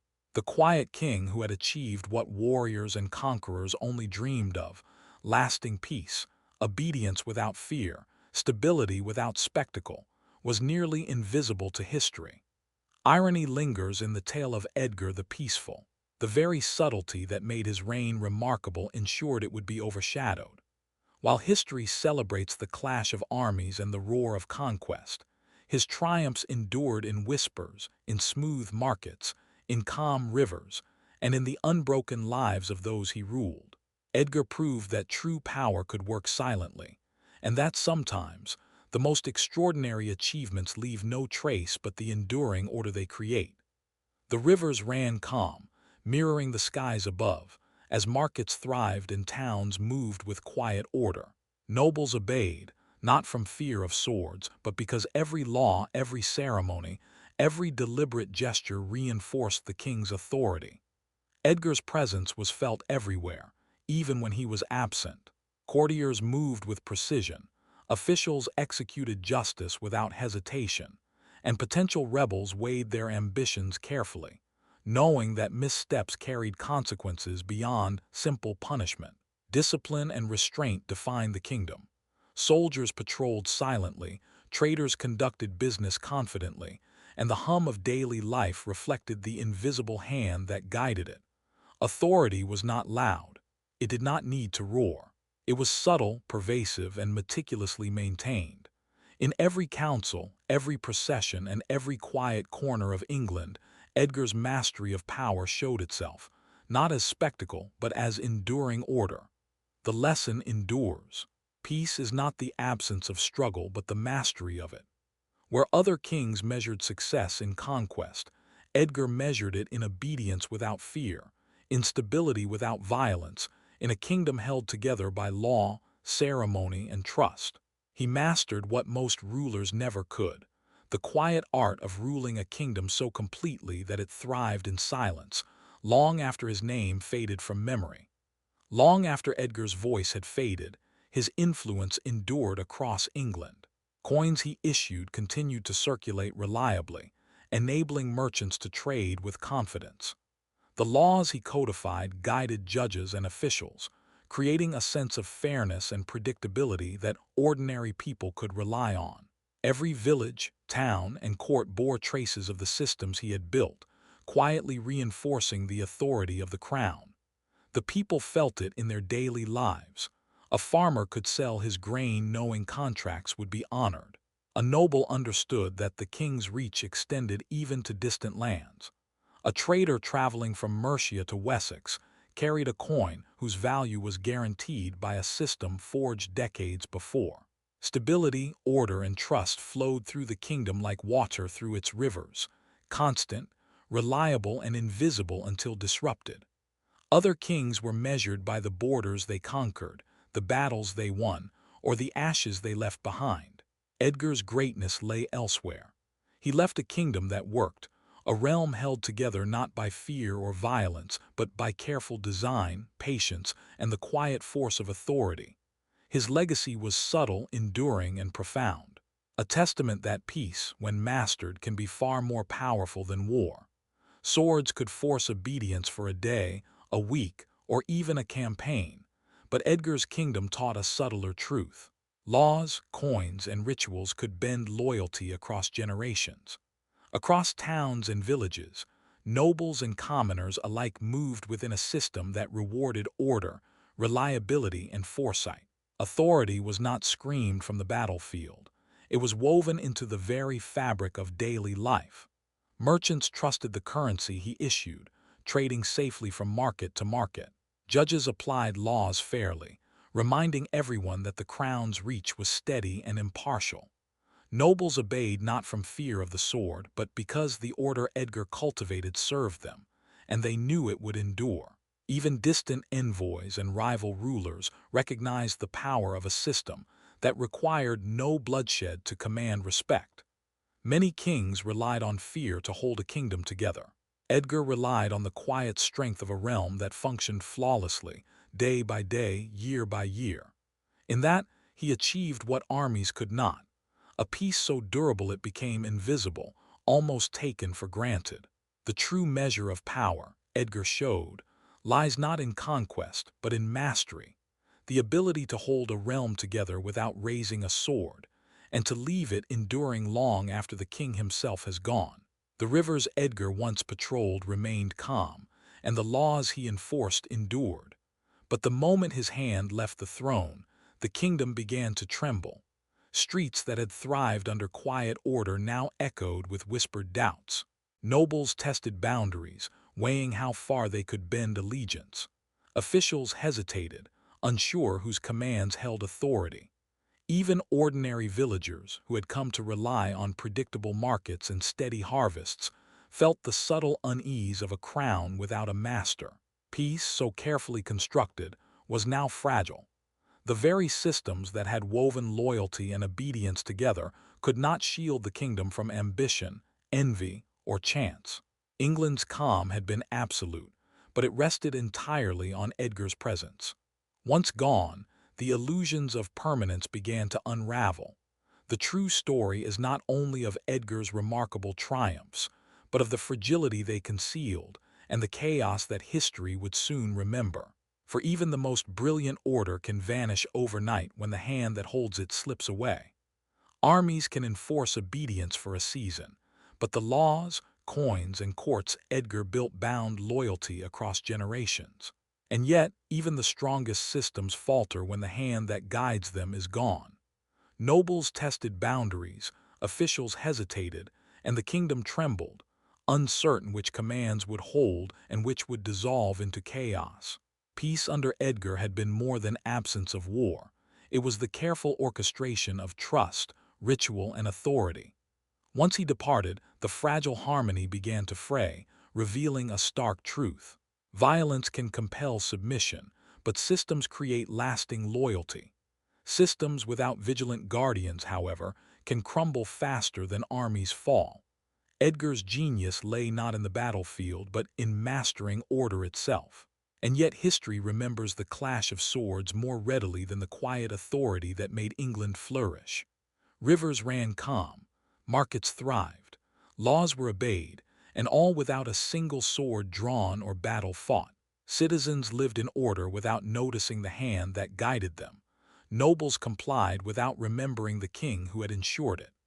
The kingdom itself seemed to breathe under invisible control, a harmony maintained by foresight, ritual, and authority rather than force.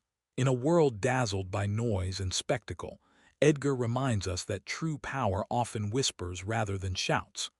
The battles we remember may leave scars, but the systems that endure quietly shape generations.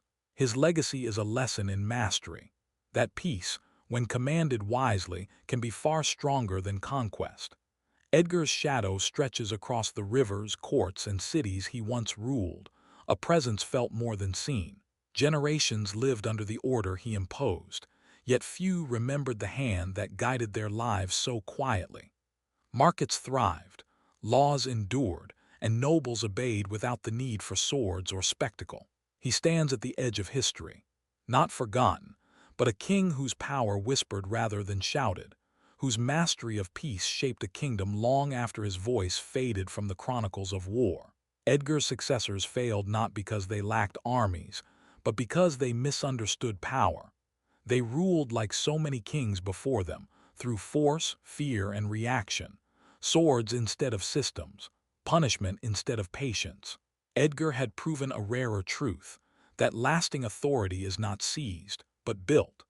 His England stood on law rather than terror, loyalty rather than coercion, and alliances that bound rivals into stability instead of driving them into revolt.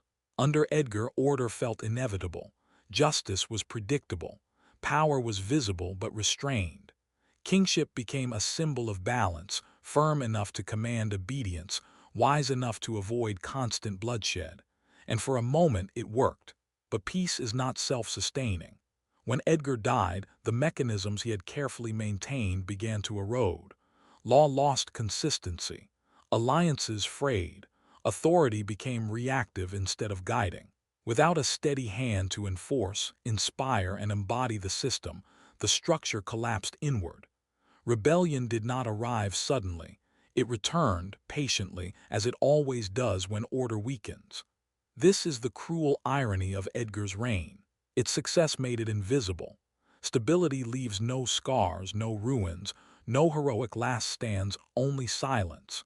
Histories remember chaos because chaos is loud. Peace is quiet, administrative, and easily taken for granted. Edgar's achievements were monumental, but they lacked spectacle, and so they were overlooked. Yet his reign stands as a warning and a lesson. Force can win battles.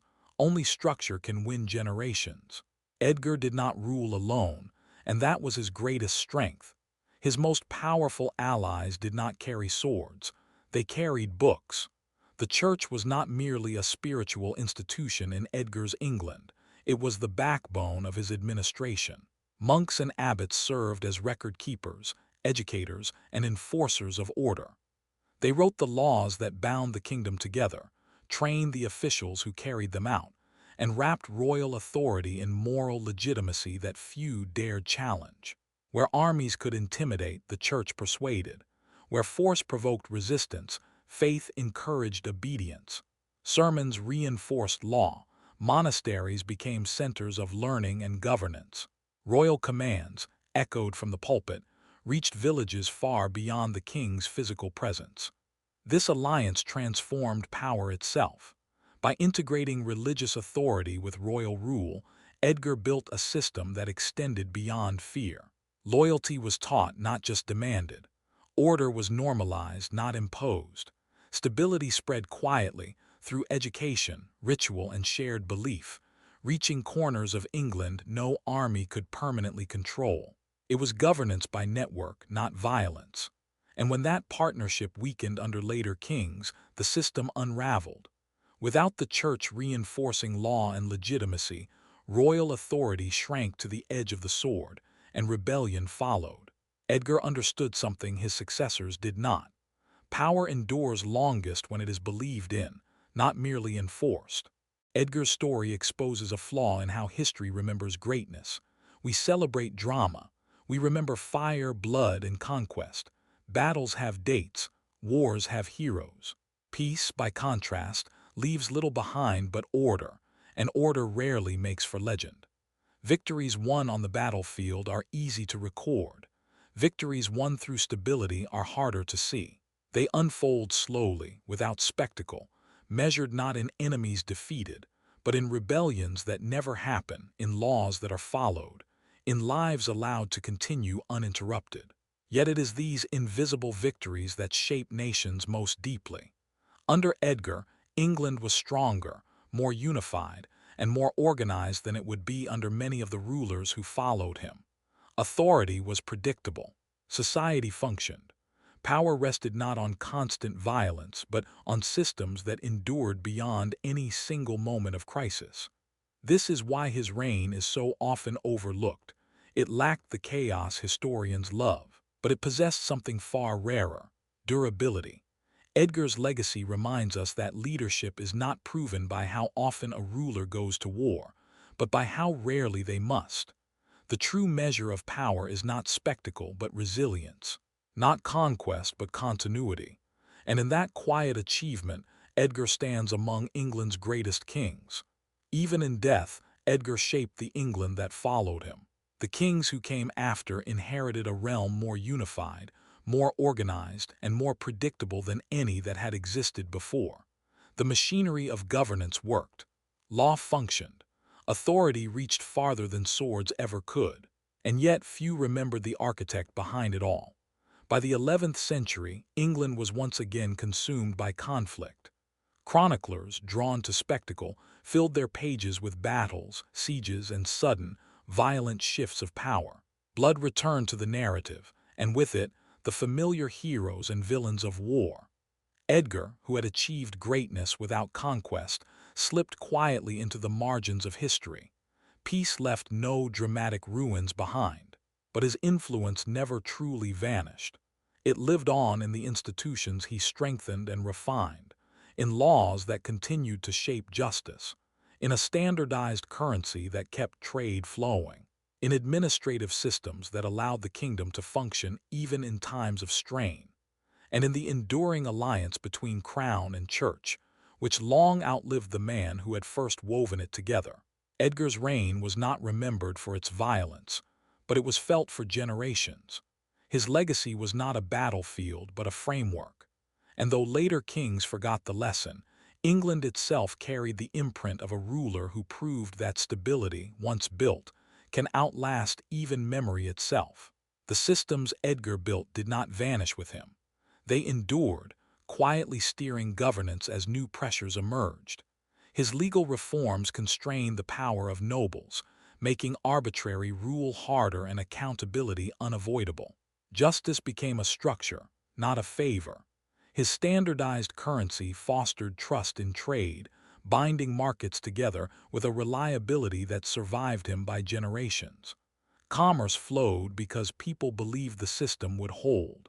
Even England's coasts bore his imprint.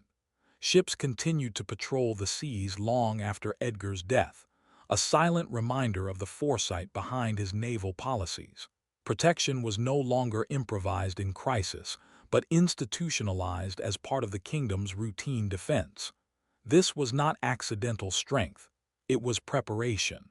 Edgar had built an England designed not just to function in his lifetime, but to endure beyond it.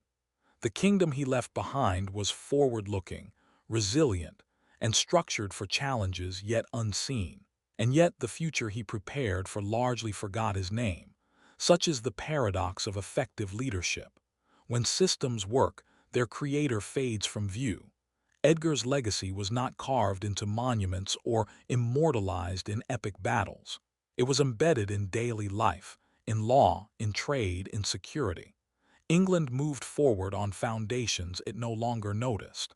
Edgar's reign reveals a truth history rarely admits. Leadership is not defined solely by confrontation. Power is not proven only in moments of violence. The most enduring authority is cultivated, slowly, through discipline, strategic alliances, and carefully maintained symbols of rule.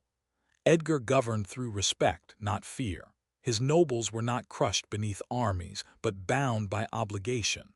Law reminded them of their duties. Ceremony reinforced hierarchy and unity. Oversight ensured compliance without constant bloodshed. Authority was ever present but rarely explosive, felt in routine, not crisis. This was kingship as architecture. Every element served a purpose.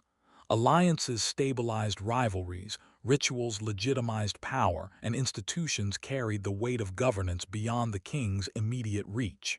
Edgar understood that fear creates resistance, while structure creates predictability, and predictability creates peace. His effectiveness was quiet, but it was profound. By prioritizing systemic stability over short-term glory, Edgar achieved something conquest rarely does: durability. His rule did not depend on constant displays of strength, because strength had been embedded into the system itself. This is the paradox of great leadership. The more successfully it works, the less dramatic it appears. Edgar's reign stands as proof that rulers who build systems instead of chasing spectacle can shape history far longer than those remembered for war alone. Edgar understood something many warriors never did. Symbols can command what armies cannot. His image traveled farther than his soldiers. Coins stamped with his face passed from hand to hand, embedding royal authority into daily life. Carefully staged ceremonies, public appearances, and ritualized displays of power reinforced a single message. England had a center, and Edgar stood at it. Nowhere was this clearer than on the River Dee. When rival kings rowed Edgar's boat, it was not raw submission that mattered but perception. No blood was shed. No threats were spoken. Yet the image carried enormous weight. It was hierarchy made visible, authority performed rather than imposed. The message spread faster than any army could march. This was power without violence. Edgar recognized a fundamental truth of human behavior. People follow what appears stable, legitimate, and inevitable. By controlling the spectacle of kingship, he shaped how authority was understood. Performance became governance. Ritual became reinforcement. In Edgar's hands, leadership was not only enforced, it was seen. And what is seen, repeated, and believed becomes real. By turning symbolism into structure, Edgar proved that the most effective displays of power are often the quietest, those that persuade rather than coerce, and endure long after the performance ends. One of Edgar's greatest accomplishments was that his rule did not depend entirely on himself. He built institutions designed to endure. Law, administration, and religious oversight became embedded into the fabric of governance, gradually requiring less personal intervention from the king. Authority was standardized. Order became routine. England could function efficiently even under a successor who lacked Edgar's discipline or vision. This was an extraordinary achievement, but it also revealed a hidden vulnerability. Institutions can preserve structure, but they cannot replace presence.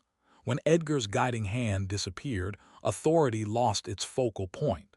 The system remained, but its gravity weakened. Law still existed, yet enforcement became uneven. Alliances endured, but without the same coherence. Peace, once carefully maintained, grew unstable. Edgar's reign exposes a hard truth about power. Peace is not a permanent condition. It is an ecosystem. Structure provides its framework, but leadership gives it life. When charisma and authority are separated from the systems they animate, stability begins to erode. Edgar proved that durable governance is possible, but also that even the strongest foundations depend on those capable of sustaining them. Edgar's influence did not end with his reign. It lingered, quietly shaping how later kings understood power. The idea that law and order, reinforced by strong alliances, could maintain control without constant warfare persisted well into the 11th and 12th centuries. Even as England faced new pressures, Edgar's model remained a reference point. Stability achieved through balance rather than brute force. Some rulers struggled to follow it. Ethelred the Unready, in particular, inherited Edgar's systems without mastering the discipline required to sustain them. He lacked the careful equilibrium of respect, ritual, and authority that had made Edgar's rule effective. Where Edgar guided, Ethelred reacted. Where Edgar stabilized, his successors improvised. Yet even when later monarchs turned to force, they did not rule in a vacuum.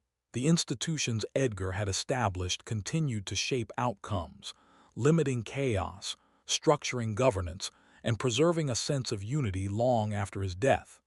His legacy was not dramatic, but it was decisive. Edgar left behind more than a reign.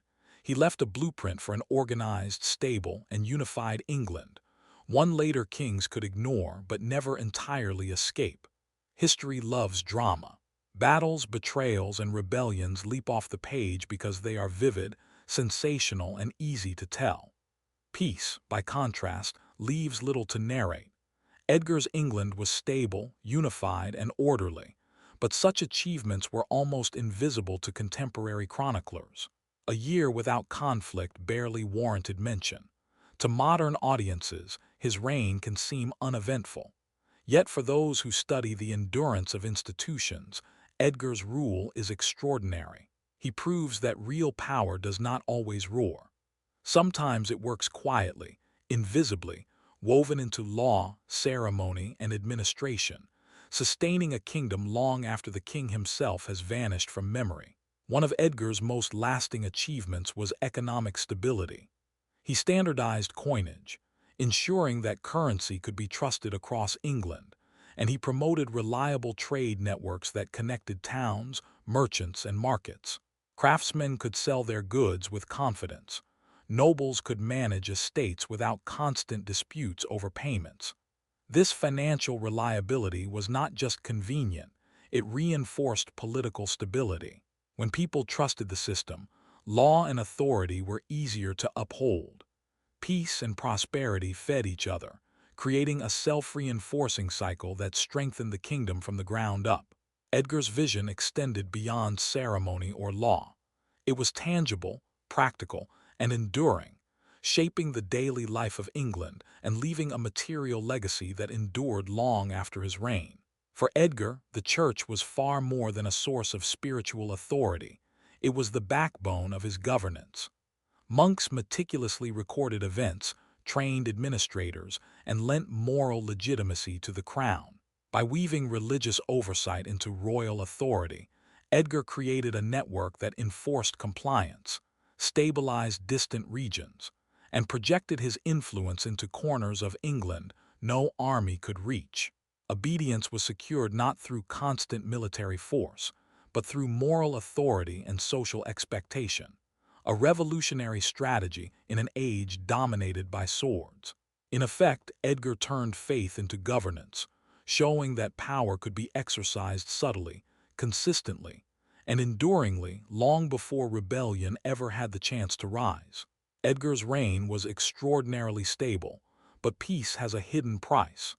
It demands constant attention, delicate management of rival factions, and a deep understanding of human nature. Even the most well-ordered systems can unravel without these qualities.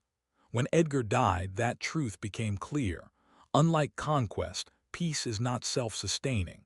It requires vigilance, foresight, and capable leadership, traits his successors often lacked. In that light, Edgar's reign serves as both a blueprint and a warning. It shows how durable governance can be achieved, but also how fragile it becomes when the guiding hand that sustains it is gone. Stability, it seems, is earned every day. The River Dee ceremony remains Edgar's most famous symbolic act, but it exemplifies a principle he applied across his reign. Perception shapes reality. 8 kings rowing his boat was more than spectacle. It was a deliberate display of hierarchy, loyalty, and consent. Without a single blow, it communicated England's supremacy.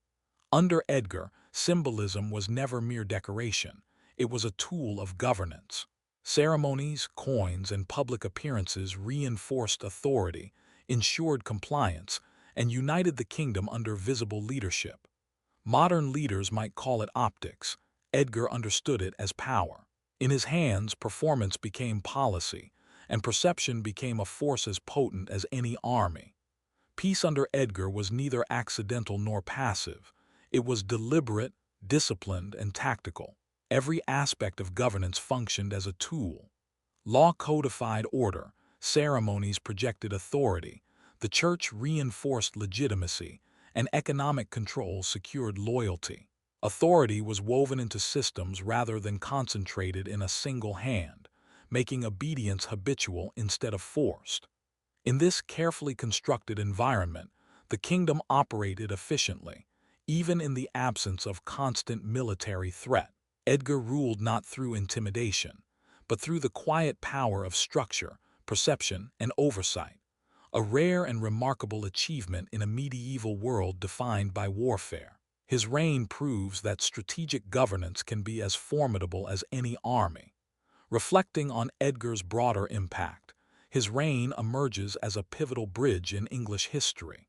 Before him, the kingdom was a patchwork of fragmented territories, prone to conflict and dominated by local ambitions. Edgar transformed it into a more unified, administratively coherent state. His genius lay not in conquest or spectacle, but in building systems that endured. Laws, institutions, economic frameworks, and alliances, particularly with the Church, outlasted his personal rule, continuing to guide governance even when successors faltered. He demonstrated that leadership could be effective without drama, that authority could be enforced through structure, ritual, and perception, rather than constant threat of force.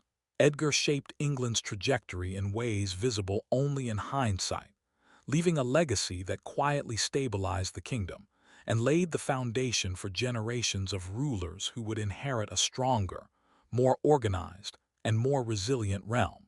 Modern audiences often misread medieval kingship, assuming power is proven only through war. Edgar challenges that idea. Leadership can be enduring, influential, and profound without ever drawing a sword. His authority was reinforced by strategy, foresight, and the careful management of perception. Law, ceremony, religious influence, and economic control all became instruments of governance under his hand. In this light, Edgar the Peaceful is more than a historical footnote. He is a lesson in the enduring principles of leadership, a masterclass in how influence can be structured, performed, and maintained. His reign reminds us that true power is often quiet, systemic, and resilient, and that lasting authority may rest as much on wisdom and foresight as on force. The systems Edgar built, laws, standardized coinage, church alliances, and coastal patrols, demonstrate the enduring strength of institutional power.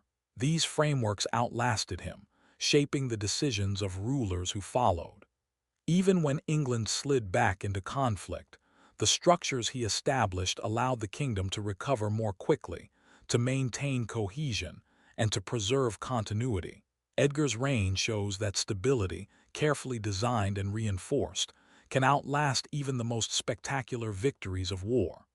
While conquest is fleeting, institutions endure, embedding authority, trust, and order into the very fabric of a kingdom.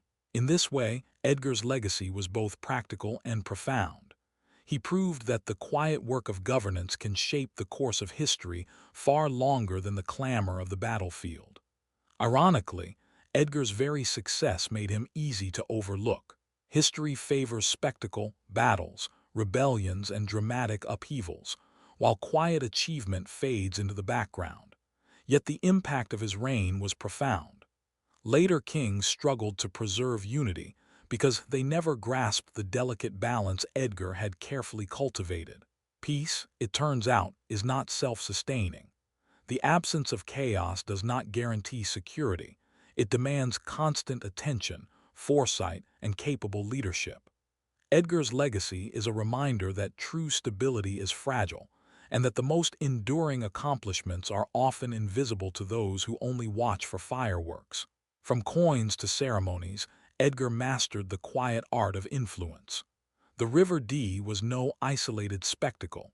It embodied a principle applied consistently throughout his reign.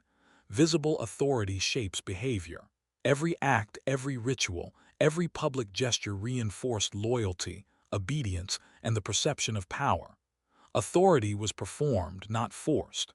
By embedding symbolism into governance, Edgar created a kingdom where law and order felt natural, inevitable, and self-sustaining. Compliance arose not from fear, but from the careful orchestration of perception, turning routine governance into a subtle, enduring form of control. In Edgar's hands, even the smallest actions became instruments of stability. Edgar's genius was not in the sword but in the careful fusion of loyalty and law.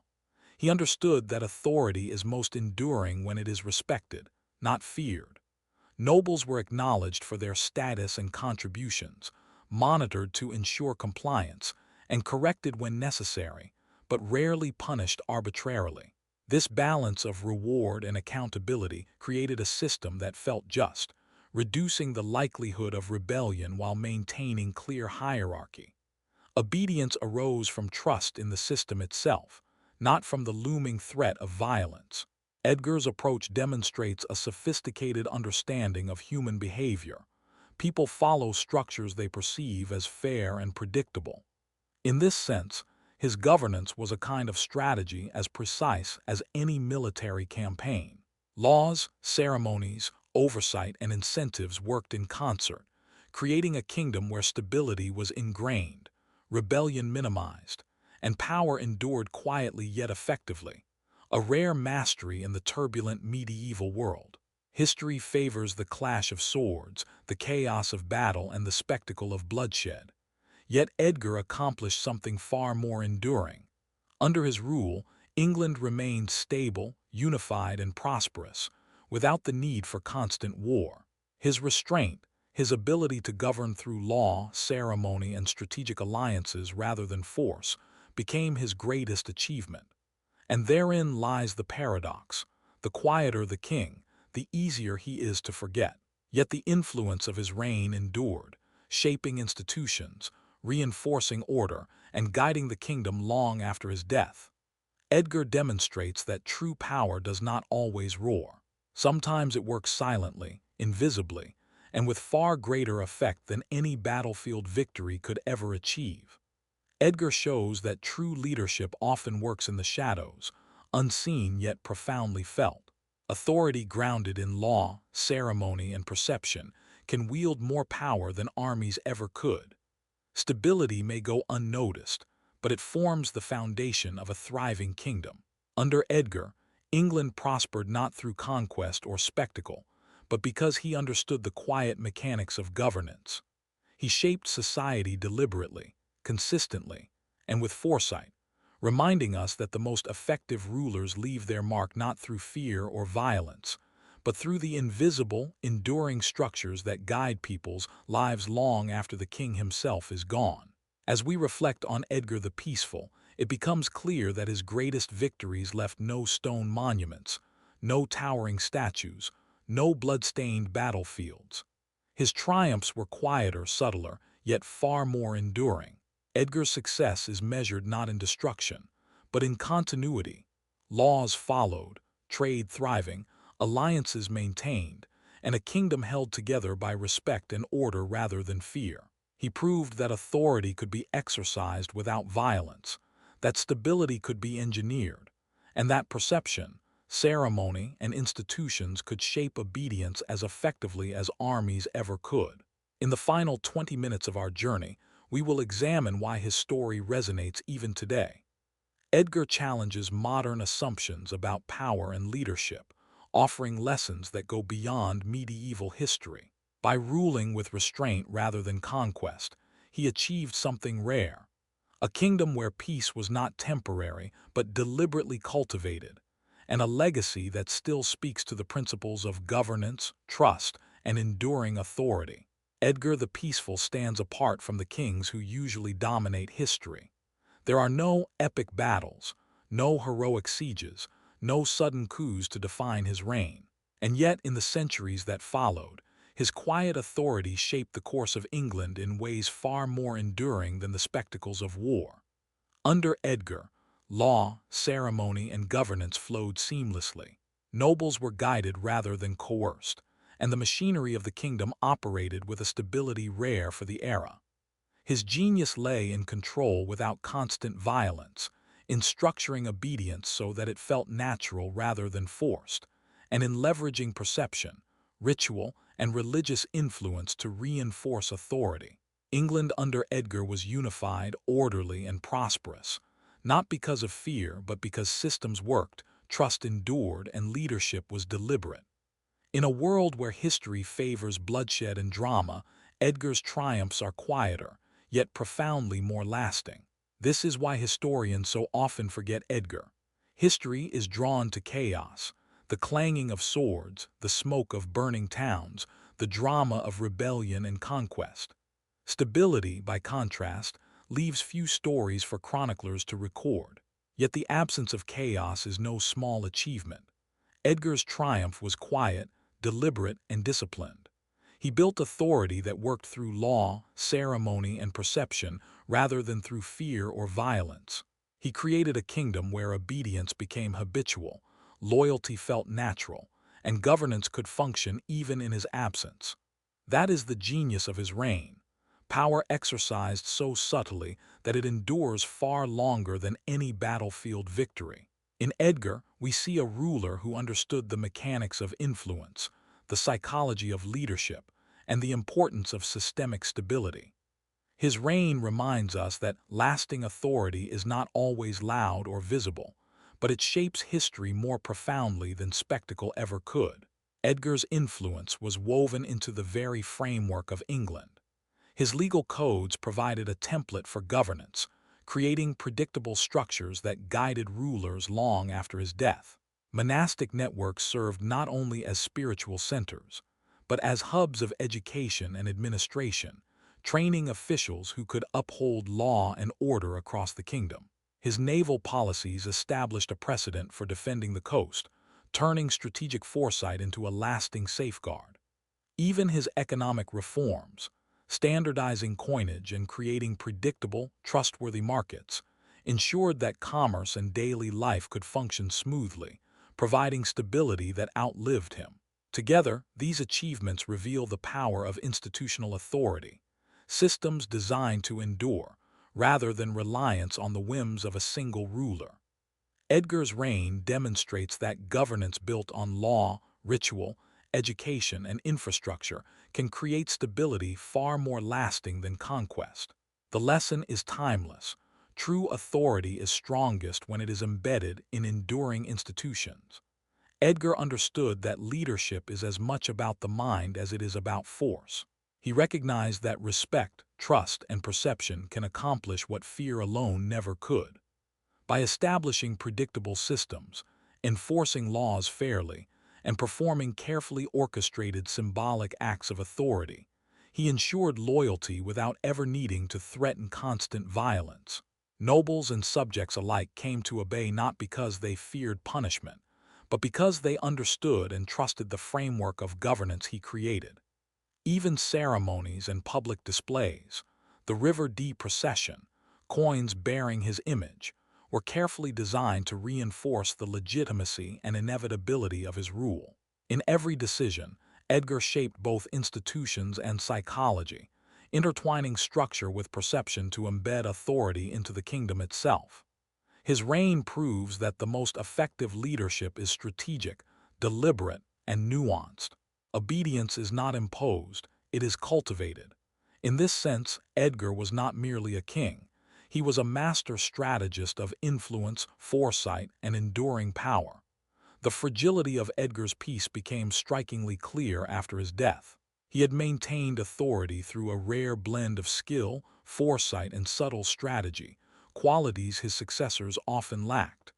Without his steady hand, the delicate balance he had cultivated began to unravel. Violence returned. Rivalries flared. Internal strife threatened the cohesion of the kingdom. Yet even amid the chaos, the systems Edgar had built, laws, institutions, church alliances, and administrative frameworks, provided a foundation that allowed England to recover more quickly than it might have otherwise. His reign illustrates a timeless truth. Peace is not a passive state. It demands constant attention, careful management, and capable leadership. When it is lost, society feels its absence far more sharply than the presence of conflict. Edgar's legacy reminds us that the quiet work of governance is often the most essential, and that true stability is both delicate and deliberate. The River Dee ceremony remains one of the most vivid demonstrations of Edgar's subtle mastery of authority. 8 kings rode their sovereign across the river, not as captives, but in voluntary, highly visible submission. It was a spectacle, yes, but far more than theater. It was governance distilled to its essence. Edgar understood that power is not only exercised through armies or threats, it is reinforced through perception. By embedding hierarchy into ritual, he created a system in which obedience felt natural, expected, and even honorable. There was no need for coercion. The performance itself communicated supremacy, unity, and legitimacy. In that single act, Edgar taught a lesson as enduring as any law or decree. Control perceived is control held. The River Dee is more than ceremony. It is the embodiment of his philosophy. That authority works best when it is visible, ritualized, and psychologically compelling, shaping behavior as effectively as force ever could. History tends to glorify war, celebrating battles, rebellions, and dramatic upheaval. Yet Edgar's reign offers a striking counterpoint. His greatest achievements were not forged in combat, but in restraint, foresight, and disciplined administration. Stability, law, and the rule of institutions became the pillars of his authority, forms of power that operate quietly, invisibly, yet leave effects far more enduring than any battlefield victory. Under Edgar, England was stronger, more unified, and better organized than many of his successors would manage, not because of fear or force, but because he shaped systems that made order habitual and obedience natural. His example demonstrates that leadership is not defined by spectacle, but by the ability to sustain society over time. For leaders of any era, Edgar offers a timeless lesson. The capacity to govern without aggression, to build stability instead of relying on violence, is both rare and profoundly transformative. In today's world, leaders are often judged by decisive action, bold moves, or visible victories. Edgar challenges this assumption. His reign shows that true influence, lasting stability, and effective control are not always loud or dramatic. Edgar ruled not through constant displays of power, but through measured strategy, careful planning, and the deliberate use of symbolism to reinforce authority. Coins, ceremonies, laws, and alliances all worked in concert to cultivate obedience, loyalty, and trust.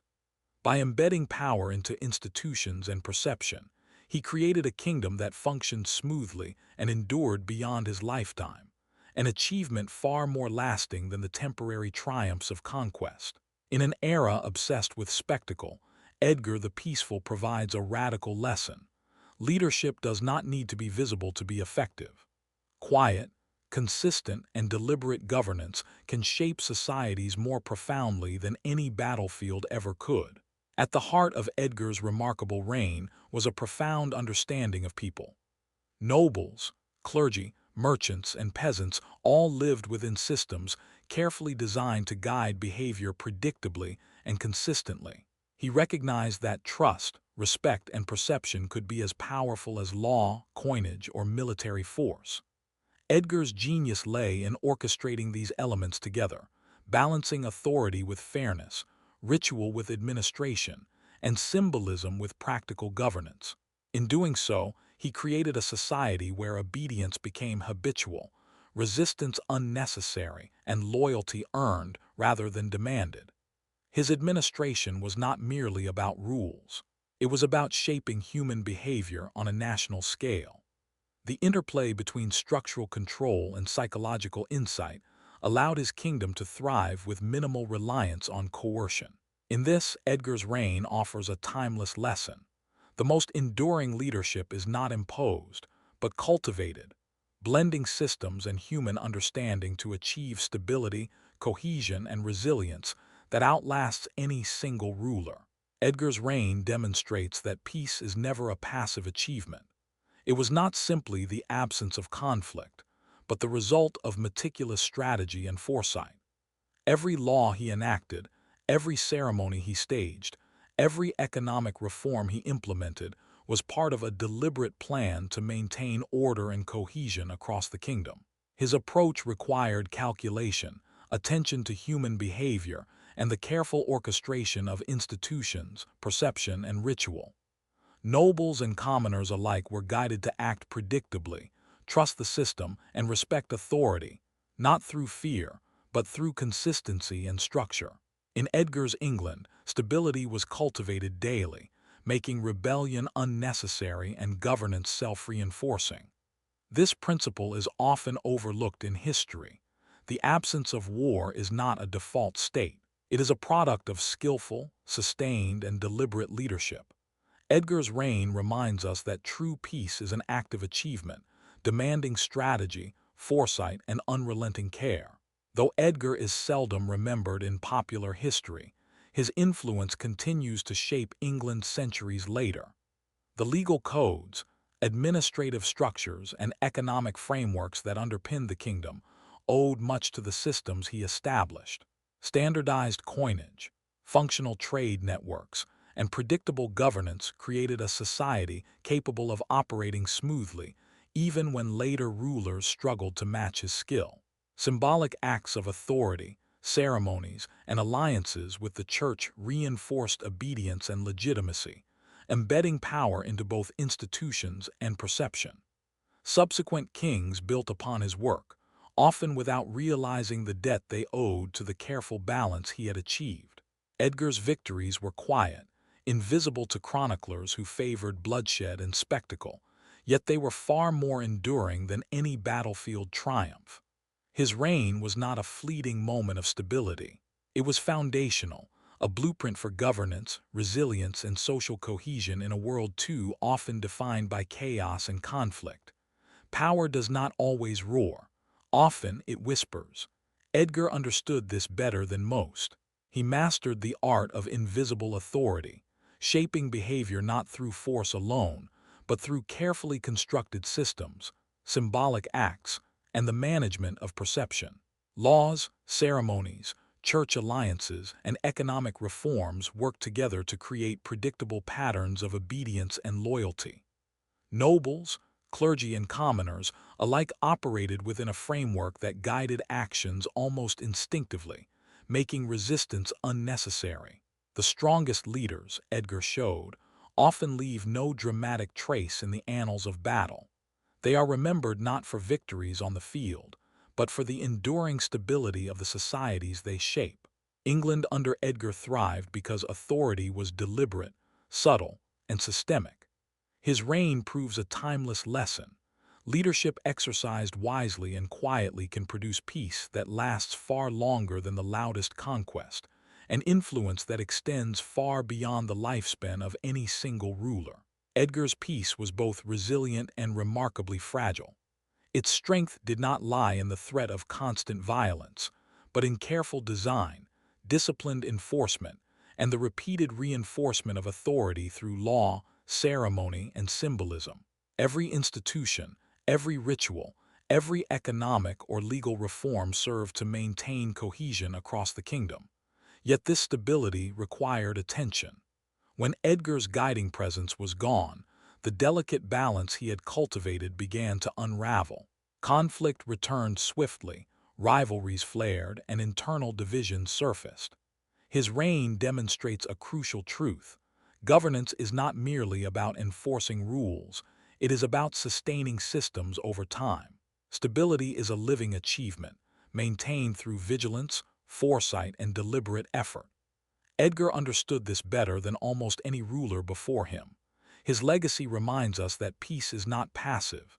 It is an ongoing project, one that demands intelligence, care, and the constant work of leadership to endure even in the most turbulent of times. History favors spectacle. Battles blaze across the page. Assassinations shock and seize the imagination. Peace, by contrast, leaves little to record, and yet it is far harder to achieve and sustain. Edgar's reign stands as a striking challenge to this bias. He accomplished something remarkable and enduring without the dramatic events that dominate chronicles. Under his rule, England was stable, unified, and prosperous, not through fear or conquest, but through carefully crafted laws, strategic alliances, economic reforms, and symbolic acts that reinforced authority. Nobles and commoners alike followed systems that guided behavior predictably, making obedience habitual rather than coerced. Edgar's story teaches that true effectiveness in leadership often works quietly, unseen, and systematically. The loud victories of war may be remembered, but the invisible architecture of governance, discipline, foresight, and subtle influence can shape society far more profoundly. In Edgar, we see that the most enduring power is sometimes nearly invisible, yet profoundly transformative. Edgar's authority rested not on intimidation or brute force, but on the careful cultivation of order. Every aspect of his reign, from codified laws to ritualized ceremonies, from standardized currency to strategic alliances, worked together to create a kingdom that operated predictably and efficiently. Nobles knew their duties, commoners understood their obligations, and the mechanisms of governance reinforced authority at every level. Power flowed seamlessly because it was embedded in systems, performed through symbols, and reinforced visibly yet subtly throughout society. Edgar's genius lay in understanding that leadership is most effective when it combines foresight with consistency, guiding behavior without relying on fear. His reign demonstrates that charisma alone is insufficient, and force alone is fleeting. True authority endures when it is structured, predictable, and institutionalized, qualities that allowed England to thrive under Edgar.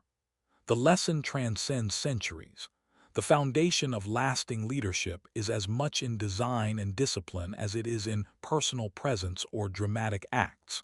Every gesture in Edgar's reign was deliberate. Crowns, coins, ceremonies, oaths, none were mere decoration.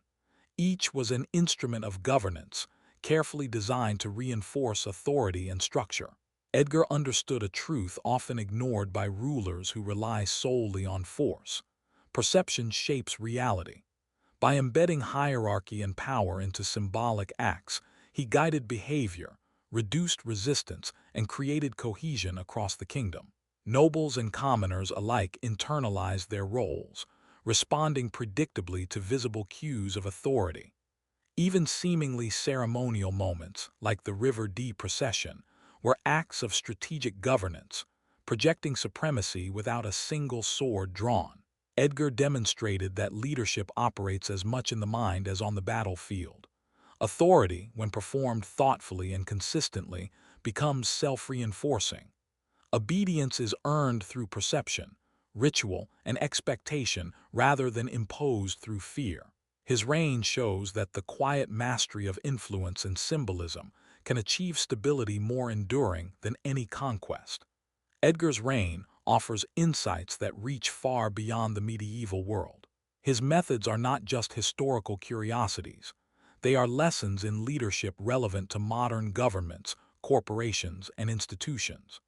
He demonstrated that power is most effective when it is embedded in systems, reinforced by trust, and consistently visible through perception and ritual. Influence does not require spectacle. Authority is not measured by the volume of one's actions, but by their strategic impact and longevity. Edgar's rule shows that foresight, careful planning, and an understanding of human behavior can achieve far more lasting results than force alone. Leaders today can learn from his example. Cultivating stability, reinforcing structure, and exercising restraint are as powerful now as they were in 10th century England. True authority comes from deliberate design, consistent execution, and the wisdom to act with subtlety, proving that quiet, thoughtful governance often outlasts the loudest displays of power. Edgar's authority was subtle, quiet, and deliberately constructed, but it was the very foundation of his kingdom. Though invisible in the spectacle-driven chronicles of history, it was essential. The institutions he built, from legal codes to administrative systems, from economic reforms to alliances with the church, outlasted his life and continued to guide England long after his death. Even as successors struggled and at times faltered, the framework he established provided continuity, stability, and cohesion. Power, in Edgar's hands, was embedded in systems, ritual, and perception, creating obedience that felt natural rather than enforced. His reign demonstrates a timeless truth. The most profound achievements are often invisible, quiet, and systemic. While history may overlook him, the society he stabilized endured and flourished. Edgar's legacy reminds us that the enduring impact of leadership is not measured by spectacle or conquest, but by the structures, trust, and stability that continue to shape the lives of people long after a ruler is gone. Peace is never passive. It is actively constructed, maintained, and defended. It requires strategy, foresight, and constant vigilance.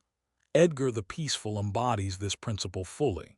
Unlike rulers who relied on conquest or intimidation, he achieved something remarkable: a kingdom that functioned smoothly, remained orderly, and commanded respect without the constant threat of violence. Laws, ceremonies, economic systems, and alliances were all carefully orchestrated to guide behavior, reinforce authority, and cultivate loyalty. Obedience under Edgar was not imposed by fear. It emerged naturally from predictable structures and trusted institutions. His reign demonstrates that true power is often quiet, subtle, and systemic. It is found in the ability to shape societies, embed authority into institutions, and earn the trust of those governed. The lesson endures. The most enduring leadership does not leave behind monuments of destruction, but the invisible yet resilient structures that allow communities to thrive long after a ruler has passed. Though largely forgotten in popular memory, Edgar's influence remains woven into the fabric of England. The laws he codified, the currency he standardized, and the administrative structures he established all outlasted his lifetime, forming the backbone of effective governance for generations. Even more enduring was his understanding that authority does not depend solely on force. Perception, ritual, and consistent enforcement could shape obedience just as effectively, if not more so.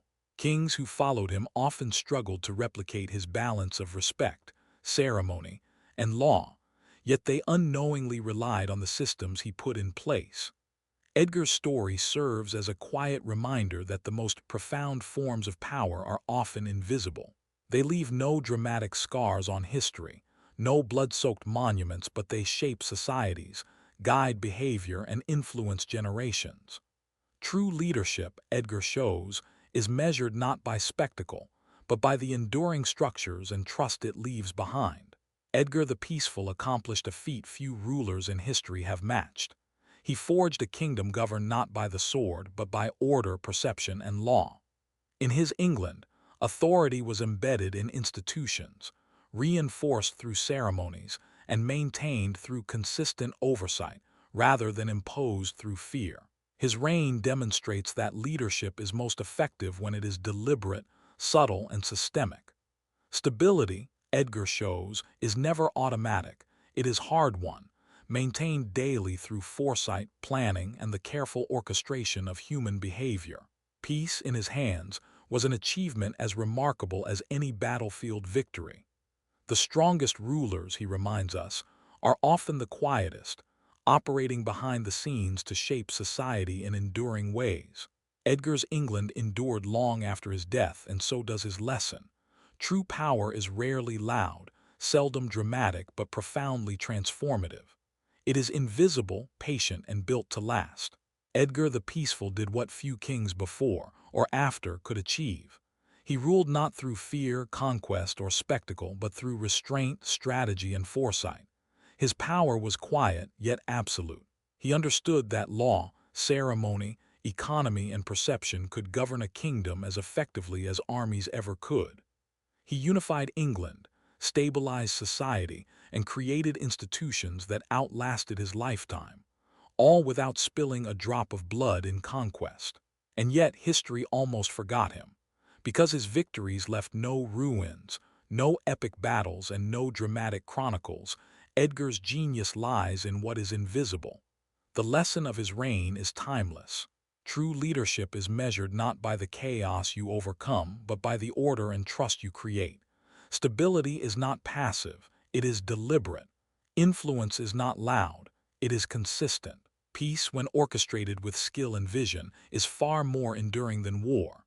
As we look at our own world, where noise, spectacle, and aggression often dominate, Edgar's story is a quiet reminder.